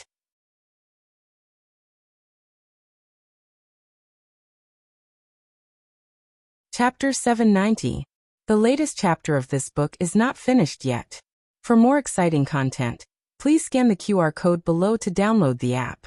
Novels are updated faster. Millions of novels are free to read. Novels with connotations that can't be found online are all available here. Gu Jiao was now living in the state preceptor's hall. Her first reaction was to bring her family to her side. But then she felt that it was inappropriate. She was living in the state preceptor's hall because she was ordered to treat the crown princess. It was still acceptable to take in 2 patients who came here because of its reputation. But it was a bit strange to bring her fellow countrymen who came to Yin Kingdom with her. It would easily make the emperor of Yin Kingdom suspicious. I have to think about it tonight, Gu Jiao said in her heart. The few of them stayed in the inn. Gu Jiao took out iota 4 and golden sore medicine from the first aid kit. She carefully cleaned the wounds of Nan Shirnyang and Master Lu. Most of the injuries were superficial. Master Lu had been protecting Nan Shirnyang and was slightly more seriously injured than Nan Shirnyang. I told you not to rush over. Nan Shirnyang glared at him. Master Lu chuckled. I have thick skin and can take a beating. Trained by fighting with the Horse King. Gu Jiao finished treating all of Master Lu's injuries and reminded him. Don't let the wounds get wet first. They will be fine in a few days. Are you injured? Nan Shirnyang asked. I'm not injured, Gu Jiao said. Yen and Xiaoshan are not injured either. Nan Shirnyang let out a long breath. It didn't matter to the 2 adults, as long as the children were fine. Master Lu asked, by the way, Jiao Jiao, why did you leave the city in the middle of the night? Gu Jiao took out the state preceptor's hall token hanging on her waist. I have this. My goodness, she even got the state preceptor's hall token. This girl was doing well in the inner city. Too many things had happened recently. The length of the note was limited, so she didn't have time to tell Nan Shirnyang and the others. Taking advantage of this opportunity, Gu Jiao told Nan Shirnyang and Master Lu what had happened recently. Gu Xiaoshan and Gu Yan also came over after changing their clothes. They also heard Gu Jiao's heavy news. Everyone's focus was different, but they were all surprised by the same thing. Jiao Jiao took the Han family's Black Wind Cavalry. Gu Chongqing was injured. Empress Dowager and Old Chancellor came to the Yin Kingdom. In comparison, although the Crown Prince and Imperial concubine Han's fall from the horse was also shocking, it did not garner much attention. They were more concerned about the situation of their own people. That's how it is. Gu Jiao concluded with a single sentence. The person involved was very calm, but Master Nan and Master Lu's hearts had long been set off stormy waves. The water in the pool that was Shengdu had been stirred up, and the situation had reached a state of mutual hostility. The 10 great aristocratic families seemed to be united, but in fact, they all had their own selfish motives. Currently, there were 5 clans that the Jiaojiao clan had information on. However, if the Nangong clan was included, there were still 6 clans left. Among them, the conflict with the Han clan was the most intense. The Nangong clan doesn't seem to have made any movements recently. Madame Nan said thoughtfully. The Nangong clan had indeed been too quiet recently. The only time they were in the limelight was during the selection of the Black Wind Cavalry's commander. The Nangong clan's legitimate daughter represented her family, and did not hesitate to ruin her own reputation, to pull Han Xiai down. Because she did not succeed, she suddenly became a laughing stock. Master Lu snorted. Nangong Li's death was too big a blow to them, and the crown prince also fell from the horse. The Nangong clan may have to think carefully about whether they should follow a different master. The Nangong clan, who held the power of 400,000 soldiers, was now in high demand. Once the Han clan fell, the Nangong clan would enter the ranks of the 10 great aristocratic families. It was unknown whether they would have this opportunity. It's getting late, you should all go and rest. Madame Nan stopped the conversation in time, otherwise it would have continued until dawn. They had nothing to do, but Jiao Jiao was working around the clock. The three children returned to their respective rooms. Gu Xiaoshan and Gu Yan shared a room, Gu Jiao shared a room, and old Master Meng also had a single room. Not long after Gu Jiao laid down, Gu Yan came over. He climbed onto the bed and laid down next to Gu Jiao. Then he did not say a single word and only hugged Gu Jiao's waist. He gently rested his chin on her shoulder and breathed in the air that made him feel at ease. Gu Jiao laid flat on the bed and quietly looked in the direction of the curtains. He said with a trace of pleading, "Don't be angry at me, okay? I won't be like this in the future." Gu Jiao raised her hand, one arm behind her head and the other holding his hand. There are too many emotions in this world that I can't feel. Only through you can I cross that black and white zone. I'm very nervous right now, can you feel it? Gu Yan asked. I can feel it. My pulse is beating very fast. Gu Yan's face darkened. Who told you to take my pulse? There's also excitement, happiness, pride. Gu Jiao felt all of it. It's so good to be a normal person. It's so good to be an older brother who can protect his family. Also, how can I run so fast? Haha. I'm really an arrogant baby Yan. Gu Jiao looked at the top of the curtains. Oh, I'm really an ox. Although they tossed around until midnight last night, Gu Jiao still got up before the sun rose. The sky was gray and a piece of white seemed to be about to roll over. Gu Jiao sat up and found two small boxes by the pillow. She was dazed for a while before she remembered that Gu Yan seemed to have stuffed something in her hand when he left. She was a little confused at the time and didn't pay much attention to it, so she casually put it by the pillow. As for why there were two, after Gu Yan left, Gu Xiaoshan seemed to have come over. He also stuffed something in her hand. Is this a mechanical box? Gu Jiao took it in her hand and looked at it. These two mechanical boxes were given to Gu Xiaoshan and Gu Yan by Master Lu to save their lives. Last night was so dangerous, but the two were unwilling to use them, so they gave them to Gu Jiao without hesitation. It's obviously Master Lu's handiwork. Gu Xiaoshan couldn't make something of this level. Gu Jiao more or less understood the importance of these two mechanical boxes. She dressed neatly, washed up, and quietly went next door. Gu Yan and Gu Xiaoshan were sleeping soundly. Gu Yan's sleeping posture was very good. He could stay motionless for the whole night. Gu Xiaoshuan's sleeping posture was originally quite bad, but in order not to kick Gu Yan, he forced himself to endure. Gu Jiao put the mechanical boxes back into their pockets. Gu Jiao left a note in her room, saying that she was going out and would come back in the afternoon. She was going to solve the problem of her accommodation. She went back to the State Preceptor Palace. Her grandaunt was still sleeping. Gu Jiao didn't wake her up and went directly to Xiao Heng's room. Little Jing Kong didn't have classes today, so he got up early and went to the courtyard to plant a tree. Xiao Heng had just changed his clothes and looked like he was going out. When he saw Gu Jiao coming back, he hurriedly asked, "How is it?" Only he and the State Preceptor knew that Gu Jiao went out to save people last night. Gu Jiao said, "The Han family took action. Everyone is fine. They are resting at the inn tonight. I think it's time to arrange a place for them to live." "Let's live in the inner city," Xiao Heng said. "Anyway, the Han family has their eyes on us. There is no difference between the inner city and the outer city. The Han family won't expect us to have the guts to bring them to the inner city." Gu Jiao thought it was feasible.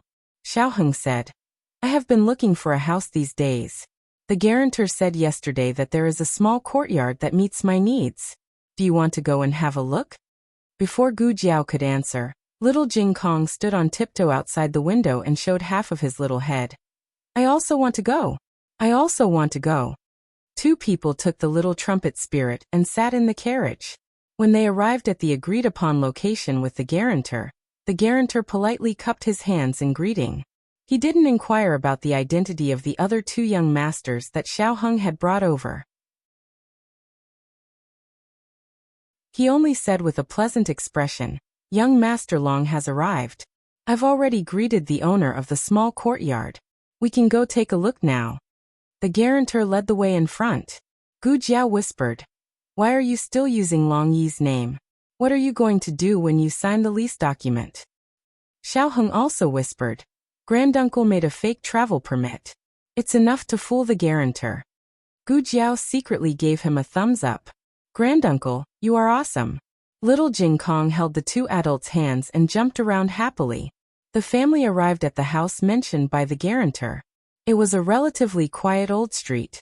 Most of the residents had moved away. The area looked old, but the furnishings in the house were new. The lighting and ventilation were excellent. Xiao Heng looked at the guarantor who was negotiating with the owner of this small courtyard and said to Gu Jiao, "This place is very close to Lingbo Academy. Go through the alley in front and take a carriage east. We will arrive there in a quarter." Since Gu Yan and Madame Nan were hunted down, then Gu Jiao, of Kanglin Women's Academy, who was related to Xiao Lulang, would soon become the target of the Han family. Gu Chengfeng had to disappear from the academy immediately, and little Jing Kong would continue to be a day student in the future. "Do you like it?" Gu Jiao asked little Jing Kong. Little Jing Kong didn't answer immediately. Instead, he looked at Gu Jiao and asked, "Lulang, did you choose this house?" Gu Jiao blinked and nodded. "I chose it. I let Long Yi choose it."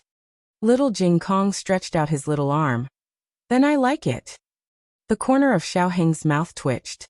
However, Gu Jiao and Xiao Heng weren't very satisfied. They had a lot of people. This small courtyard looked big, but there were only 3 rooms for them to live in. "Aren't there 5 rooms?" The guarantor and the owner of this small courtyard discussed. The owner said, "I want to use 2 of the rooms as storage. I have to put some things in." Well, it turned yellow again. The guarantor wiped off his cold sweat and said to Xiao Heng, "Then young Master Long, I will take you to other places to look."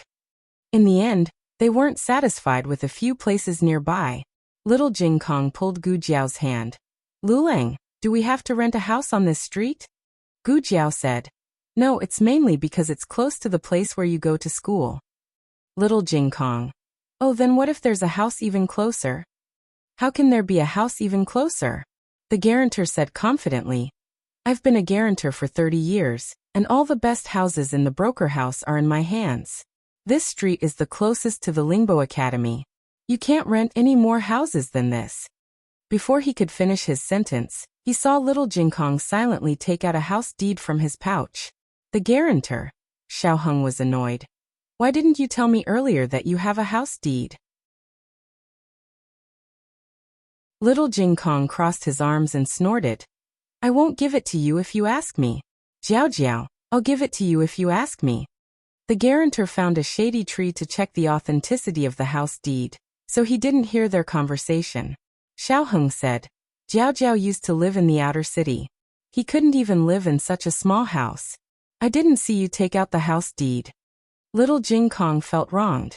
He spread out his hands and said, "Jiao Jiao, Jiao Jiao was looking for a house in the outer city. I don't have one in the outer city." His words were like a country bumpkin asking a rich friend for a punitive expedition. "Why didn't you lend me your car last night?" The rich friend said, "You said you could lend me a Xiaoli." "I don't have a Xiaoli, I only have a Ferrari." Gu Versailles Jiao, I admit defeat. Xiao Heng's teeth hurt even more. He changed from Zhao state to Yen state. Was his landlord still the little monk in front of him? How much did he owe the little monk in his previous life? The little landlord stuck out his chest and shook one of his little feet proudly. "I'll rent it to you at a cheap price. 500 taels a month." Xiao Heng's body trembled. "Little monk, you're raising the price." While they were fighting with wits and courage, a horse carriage slowly came and stopped beside Gu Jiao and the other 2. Then the window was opened and Second Master Jing stuck his head out. "Eh? Jing, Lulang, why are you here? Oh, who's this little devil?"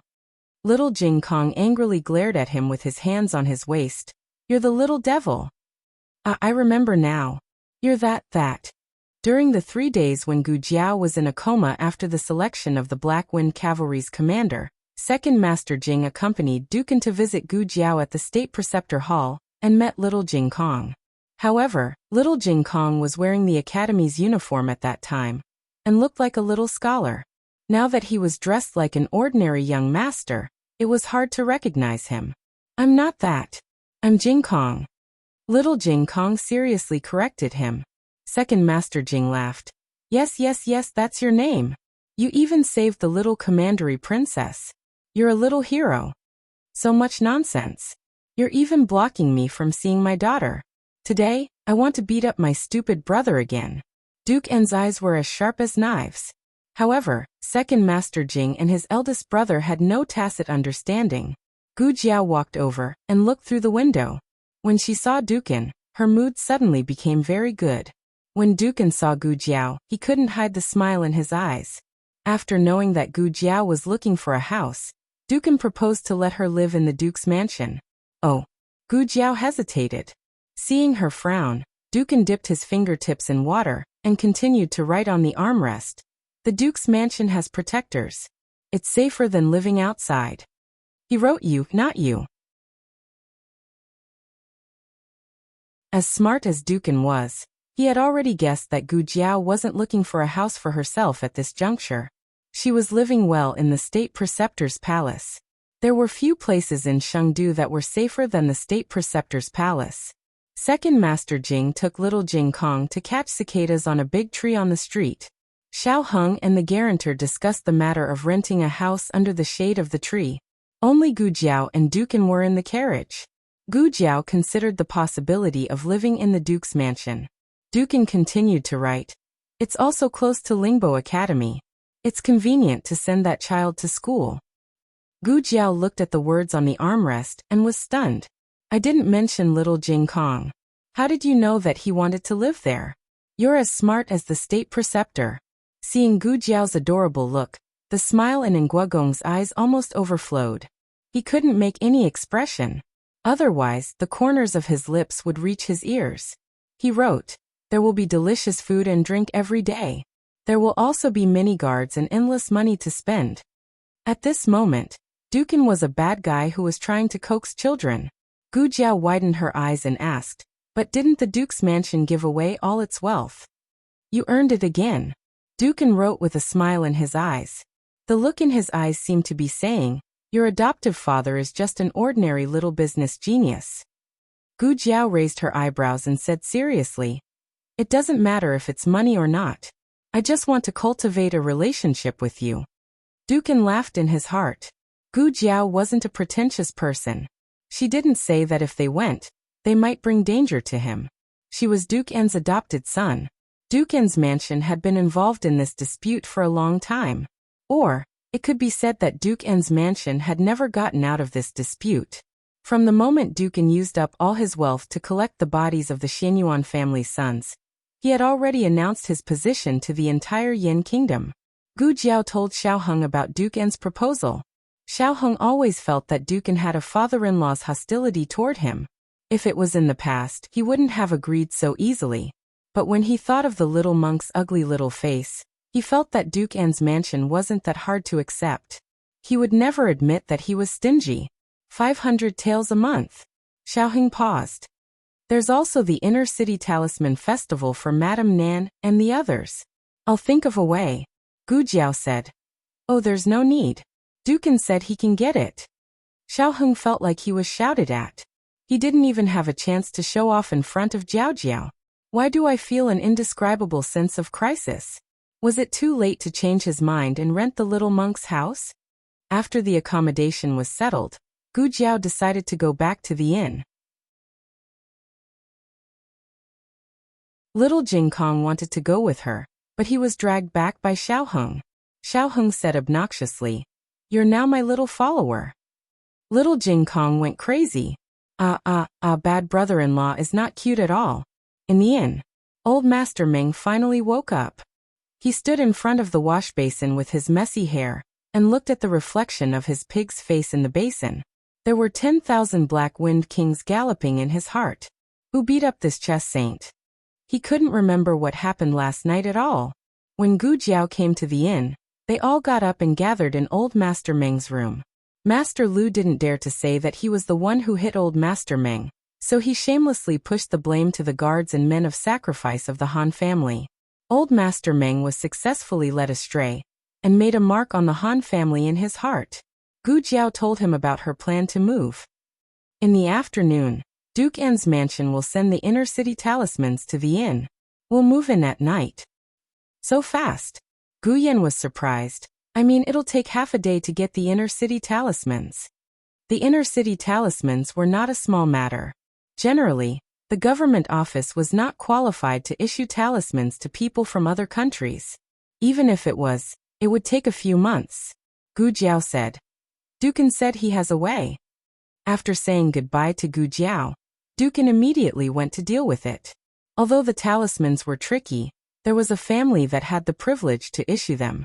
That was the Mu family. Old Master Su was the governor of Sheng City and had a good relationship with Honglu Temple, who was in charge of foreign affairs. Dukan asked Second Master Jing to invite Mu Qingchen over. After Gu Jiao left Tianqiong Academy, Mu Qingchen rarely went there. He had been living in the Su family these days, so he came over quickly. Dukan, you look good, Mu Qingchen said. I'm much better than before. Dukan wrote on the armrest. Mu Qingchen stood beside him and looked at the words on the armrest. He couldn't help but be amazed. A living dead who had been in a coma for 3 years had recovered to such a surprising extent in less than 3 months. Gu Jiao participated in the selection of the Black Wind Cavalry's commander as Duke An's adopted son. In the end, Gu Jiao won. In other words, this strong opponent was sent to the field by Dukan. However, Mu Qingchen didn't have a grudge against Dukan because of this. He didn't even ask why Dukan adopted a young man from Zhao country. They got along with each other as usual. Dukan continued to write. Qingchen, to tell you the truth, I have a request. Go ahead. Dukan wrote his request solemnly on the armrest. He knew that this matter was very abrupt and difficult to handle. However, it was an emergency. Mu Qingchen's method was the fastest way he could think of. When do you want it? Mu Qingchen asked. This was a promise. Although he knew that Mu Qingchen wouldn't refuse his request, he still heaved a sigh of relief. He wrote, today. The sooner the better. It took at least 10 days to half a month for a local to apply for the Talisman Festival in the inner city. It took a month for people from other countries to get it through the examination of Honglu Temple. After going through all the procedures, it would be lucky to get it in the 3rd month. Okay, I'll bring it to you before dinner. Mu Qingchen agreed almost without hesitation. He didn't ask who Dukan was doing it for. Dukan wrote, Thank you, Qingchen. Mu Qingchen said, I promised Yinin that I would take good care of you. Dukan looked at Mu Qingchen's back and sighed in his heart. Since Gu Jiao and her family were going to move in, the miscellaneous people in the manor naturally had to leave. What did you say?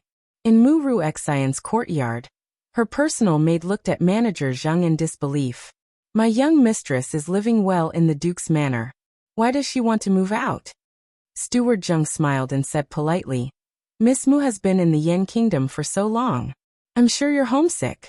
The High Duke's condition has improved, so he doesn't dare to force Miss Mu to stay in the residence.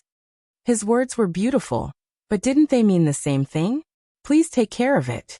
Manager Zhang took the brocade box from the servant behind him and handed it to Mu Ru Xian. This is a token of appreciation from the Duke. Although he has already paid the consultation fee, since Miss Mu wants to go back, he has also prepared the travel expenses for you. The maid was furious. Who said my young mistress wants to go back? My young mistress hasn't become the daughter of the Duke's manor yet.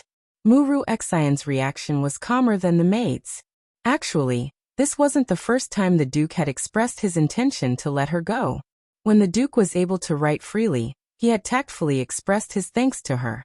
But at that time, the Duke didn't give her enough face in front of a third person. It was she who didn't want to go. Coincidentally, the second madam had accidentally sprained her waist when she went to pick flowers. She thought the second madam had stayed in the name of treating her waist injury. Mu Ru Xian said, There's no need to rush. The second madam's waist injury hasn't healed yet. Manager Zhang said with a fake smile. The manor has already invited a doctor for the second madam. She doesn't dare to force Miss Mu to stay and let Miss Mu suffer from homesickness. No matter how thick-skinned Mu Ru Xian was, she couldn't act shamelessly in front of a few servants. She said, Then I'll pack up tonight. Manager Zhang smiled. The carriage has already been prepared for you. It's just at the entrance. The guards have also been selected to escort you back to the Chun Kingdom. Of course, if you want to enjoy the Yen Kingdom's local customs, they will also follow you and wait for your orders. Muru Xian's face burned. How was this rejecting her? It was clearly driving her out. Muru Xian said with a calm expression. I still have some private matters to attend to in the city these few days. Once I've settled down, I'll send the address over. If the Duke and the second madam need anything, you can come find me at any time. That won't be necessary. Muru Xian took a deep breath and calmed her emotions. She said, please wait for a moment. I have some things, 17 or 18 capable maids swarmed in, waiting for orders in an orderly manner. Yes. Muru Xian dazedly said the last word. She didn't want to speak again for the rest of her life. Less than an hour later, Manager Zhang politely escorted Muru Xian and her servant to the carriage. Muru Xian looked at the Duke's manor that she had stayed in for half a year. She was still somewhat unwilling. Outsiders only knew that the Duke had spent all his wealth for the Xianyuan family, but only those who had stayed in the Duke's manor knew how much wealth the Duke had accumulated over the years. Since ancient times, scholars were lofty and didn't like the stench of money. However, the Duke of An was different. He wasn't a greedy person, but he understood the importance of money. He could afford to let go of his status as a scholar. The more time they spent together, the more Muru Xian admired the Duke of An, and the more she wanted to become the apple of his eye. It was a pity that she had worked so hard for so long, but all her enthusiasm had gone down the drain. Muru Xian opened her mouth. I haven't had the time to say goodbye to the second madam. Manager Zhang decisively waved his hand. Goodbye. See you again. Digression. I'm especially moved after seeing everyone's comments. Quite a few readers have privately messaged me, saying that Jiao Jiao has brought them a lot of joy and passion. I want to say that all of you have also brought me a lot of strength and emotions. Here's a tribute to the legend of the cat demon. The Prime Minister is truly amazing with all of you. The latest chapter of this book isn't finished yet. For more exciting content, please scan the QR code below to download the app. The novel will be updated even faster. Millions of novels can be read for free. Novels with content that can't be found on the internet can be found here. https://www.zhbqg.com/89642_8964286/1062833707. HTML Genius will remember this website's address in a second. www.zhbqg.com Pen Fun Pavilion's mobile reading website.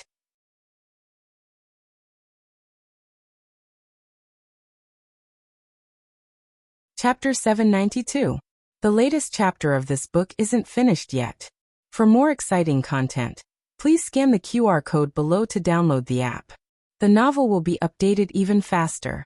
Millions of novels will be read for free. Novels with content that can't be found on the internet can be found here. Muru Xian was so angry that she almost fainted. She didn't understand what was going on. She was obviously getting along well with the Duke, but the Duke suddenly changed his attitude and asked her to leave. Did something happen? Or did someone put a bad taste in the Duke's mouth? When the carriage was about 10 feet away from the Duke's residence, Muru Xian looked at the Duke's residence for the last time. Who knew that she would see a few carriages from the Duke's residence, with the leading one being the second Master Jing's carriage. The second Master Jing didn't need to get out of the carriage to return to his own home.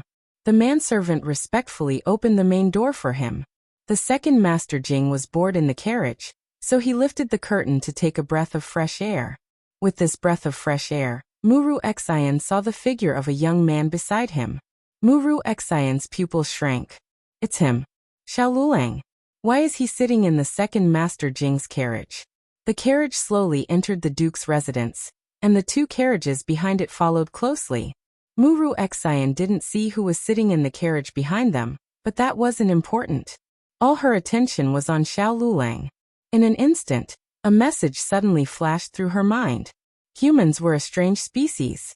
It was obviously the same thing, but due to different states of mind and expectations, it would lead to different conclusions. Muru Xian recalled her situation in the Duke's residence. The more she thought about it, the more she felt that the Duke's relationship with her was very harmonious. It was only after this Xiao Lulang from the Zhao kingdom appeared that the Duke slowly distanced himself from her. The Duke's attitude towards her took a nosedive after she had a big fight with Xiao Lulang at the entrance of the Grand Preceptor Hall. But at that time, didn't the chess sage of the 6 countries support Xiao Lulang? Xiao Lulang didn't suffer any losses. Muru Xian thought that they would have a big fight. In fact, Gu Jiao was too lazy to argue with her and didn't even bother with her. She was the one who jumped up and down. Old Master Meng couldn't stand it anymore and directly came out to humiliate her. As for saying that the High Duke got along well with her, that was purely a figment of one's imagination. The High Duke used to be in a coma and was like a living dead. How could he get along with her? The High Duke's attitude towards her plummeted, not because he knew what happened at the entrance of the State Preceptor's Hall, but because the High Duke could write now. He had wanted her to leave for a long time. The first thing the Duke wanted to write when he woke up was, Muru Xian dismiss her. However, he didn't have enough strength, so he only wrote a single Mu character. Jing Sheng, that simple-minded person, mistakenly thought that the Duke was worried about Muru Xian. Second Madam had also misunderstood the Duke's intentions. Coupled with the unrealistic dreams of her maidservants, she completely believed that she could one day become the daughter of an aristocratic family in the Upper Kingdom. The maidservant asked doubtfully, Miss, who are you looking at? The carriage had already entered the High Duke's residence, and the door was closed. There was no one outside. Muru Xian put down the curtain and said softly, Xiao Lulang. The maidservant also lowered her voice. Is he the High Duke's adopted son? Muru Xian frowned. Adopted son? What adopted son? The maidservant said in surprise. Ah, miss, you still don't know?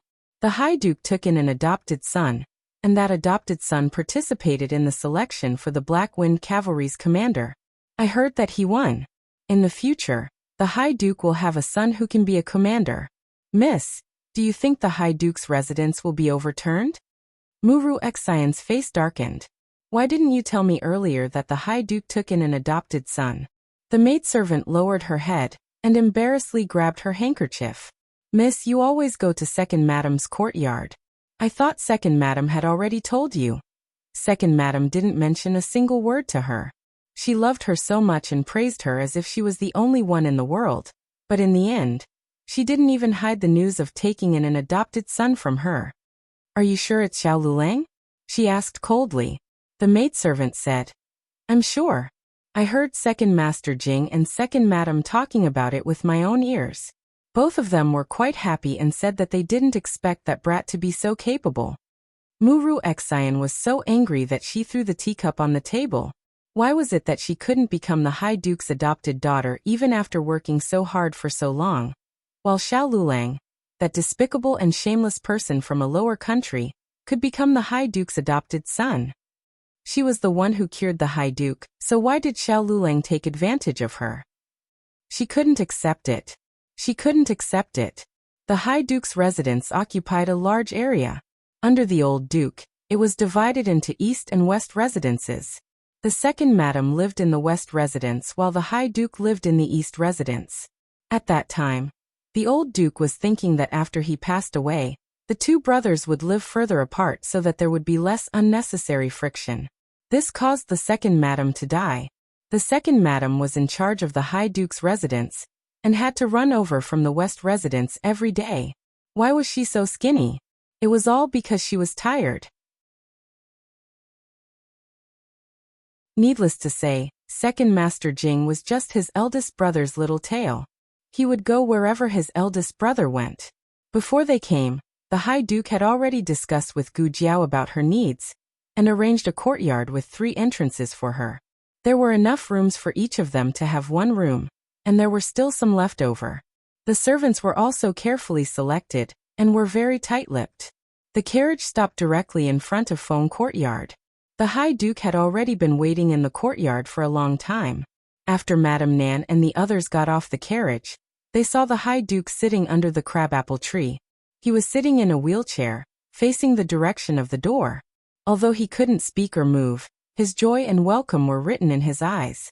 Master Lu brought Madame Nan forward and greeted the High Duke. "High Duke, I'm afraid we'll have to disturb you for the next few days." The High Duke wrote on the armrest, "We won't disturb you. My son's family is my family." My son. The two were stunned. "Didn't you know that Luleng was a girl? Are you addicted to acting like you have a son?" Gu Jiao didn't hide anything about the High Duke from her family. The only thing she didn't say was about Jing Yining. She didn't even tell the High Duke about this. "All right, since one of you is willing to be the father and the other is willing to be the son, then so be it. Jiao Jiao's adoptive father is very powerful." Master Lu looked at the words on the armrest and couldn't help but sigh. Because they were standing face to face, the High Duke wrote all the words upside down to make it easier for the two of them to recognize.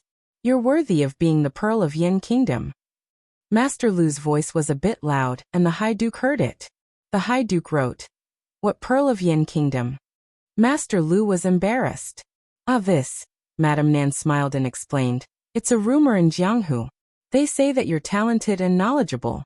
You're also a celestial beauty. You're a literary star from the 9 heavens. So the people of Jianghu gave you a name, the Pearl of Yin Kingdom."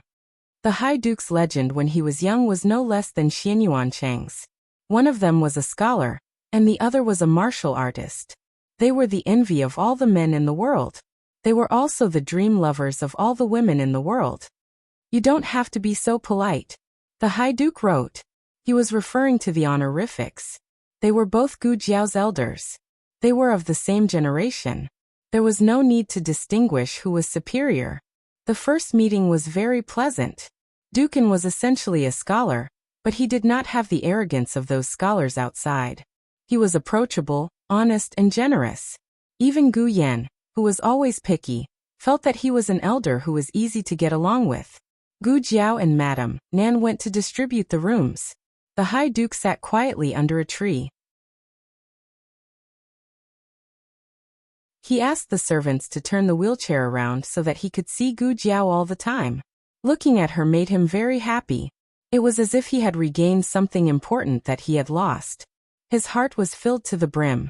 Gu Yan suddenly stuck out a small head from behind the tree. "This is for you." Gu Yan put a small clay figurine on the armrest on his left hand. The High Duke wrote with his right hand. "What is this?" Gu Yan went in front of him and squatted down. He fiddled with the clay figurine on the armrest and said, "It's a greeting gift. I made it myself." After learning from Master Lu for so long, Gu Shaoshan had perfectly inherited his master's skills. Gu Yan had only learned how to play with clay. Gu Yan looked up at him and asked, "It's my sister. Do you like it?" It turned out to be a human. The High Duke was speechless. He almost thought it was a monkey. After tidying up the room, Gu Jiao had to go back to the master's hall. First, she wanted to see Gu Changqing's injury. Second, she wanted to pick up her grand-aunt and son-in-law. The High Duke walked her to the door. Gu Jiao pushed his wheelchair towards the door. When they passed by an elegant courtyard, Gu Jiao asked unconsciously, "Whose courtyard is that?" The High Duke wrote, "Yining's. Do you want to go in and see?" "Yes." Gu Jiao nodded. The servants put a board on the threshold to make it easier for the wheelchair to go up and down. Gu Jiao pushed the High Duke in. Although this was Jing Yining's courtyard, Jing Yining had died before she could move in. There were 2 swings in the courtyard and some orchids. It was very elegant and unique. After the High Duke showed Gu Jiao around the front yard, he went to Yining's boudoir. This was the most exquisite and luxurious room Gu Jiao had ever seen. Even a random Eastern pearl used as a decoration was priceless. "These things are." Gu Jiao pointed at the strange small weapons on the shelf. The High Duke wrote, "These are gifts from Yining's grandfather." Gu Jiao's eyes fell on a painting scroll. He also sent a portrait. "Can I see it?" The High Duke wrote without hesitation, "Of course." This portrait was sent with the sword and bow in the box. It must have been accidentally put in the wrong box. He wanted to send it back, but he didn't have the chance. The things in the box were sent by Xianyuan Li before he went to war. When they met again, Xianyuan Li was already a cold corpse. Gu Jiao opened the portrait and was stunned. "Ha! Wasn't this the portrait she saw in the study in the purple bamboo forest? It was a general wearing armor and holding Xianyuan Li's red tasseled spear. His face was empty. Is this Xianyuan Li? Gu Jiao asked. No. The High Duke said. Yinin's grandfather didn't have this set of armor. Xianyuan Li's most famous armor was his golden armor. He also had a few sets of silver armor and black armor, but it wasn't this set. Gu Jiao tilted her head. Then who was this person? Why was he able to hold Xianyuan Li's weapon? Why did the state preceptor and Xianyuan Li keep his portrait? Could he be the third little clay figurine in the peach garden with Xianyuan Li and the state preceptor? The very important person that the state preceptor mentioned, who was also a teacher and a friend. Digression. Do you have a monthly ticket for me to secretly add a new chapter? The latest chapter of this book is not finished yet.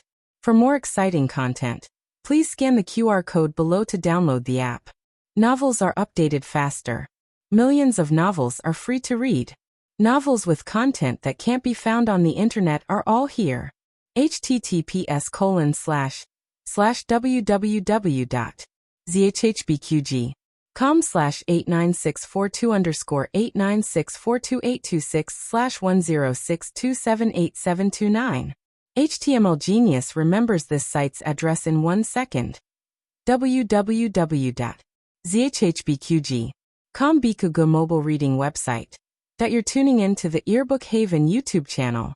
Don't forget to subscribe and join us on this journey to catch the most captivating stories.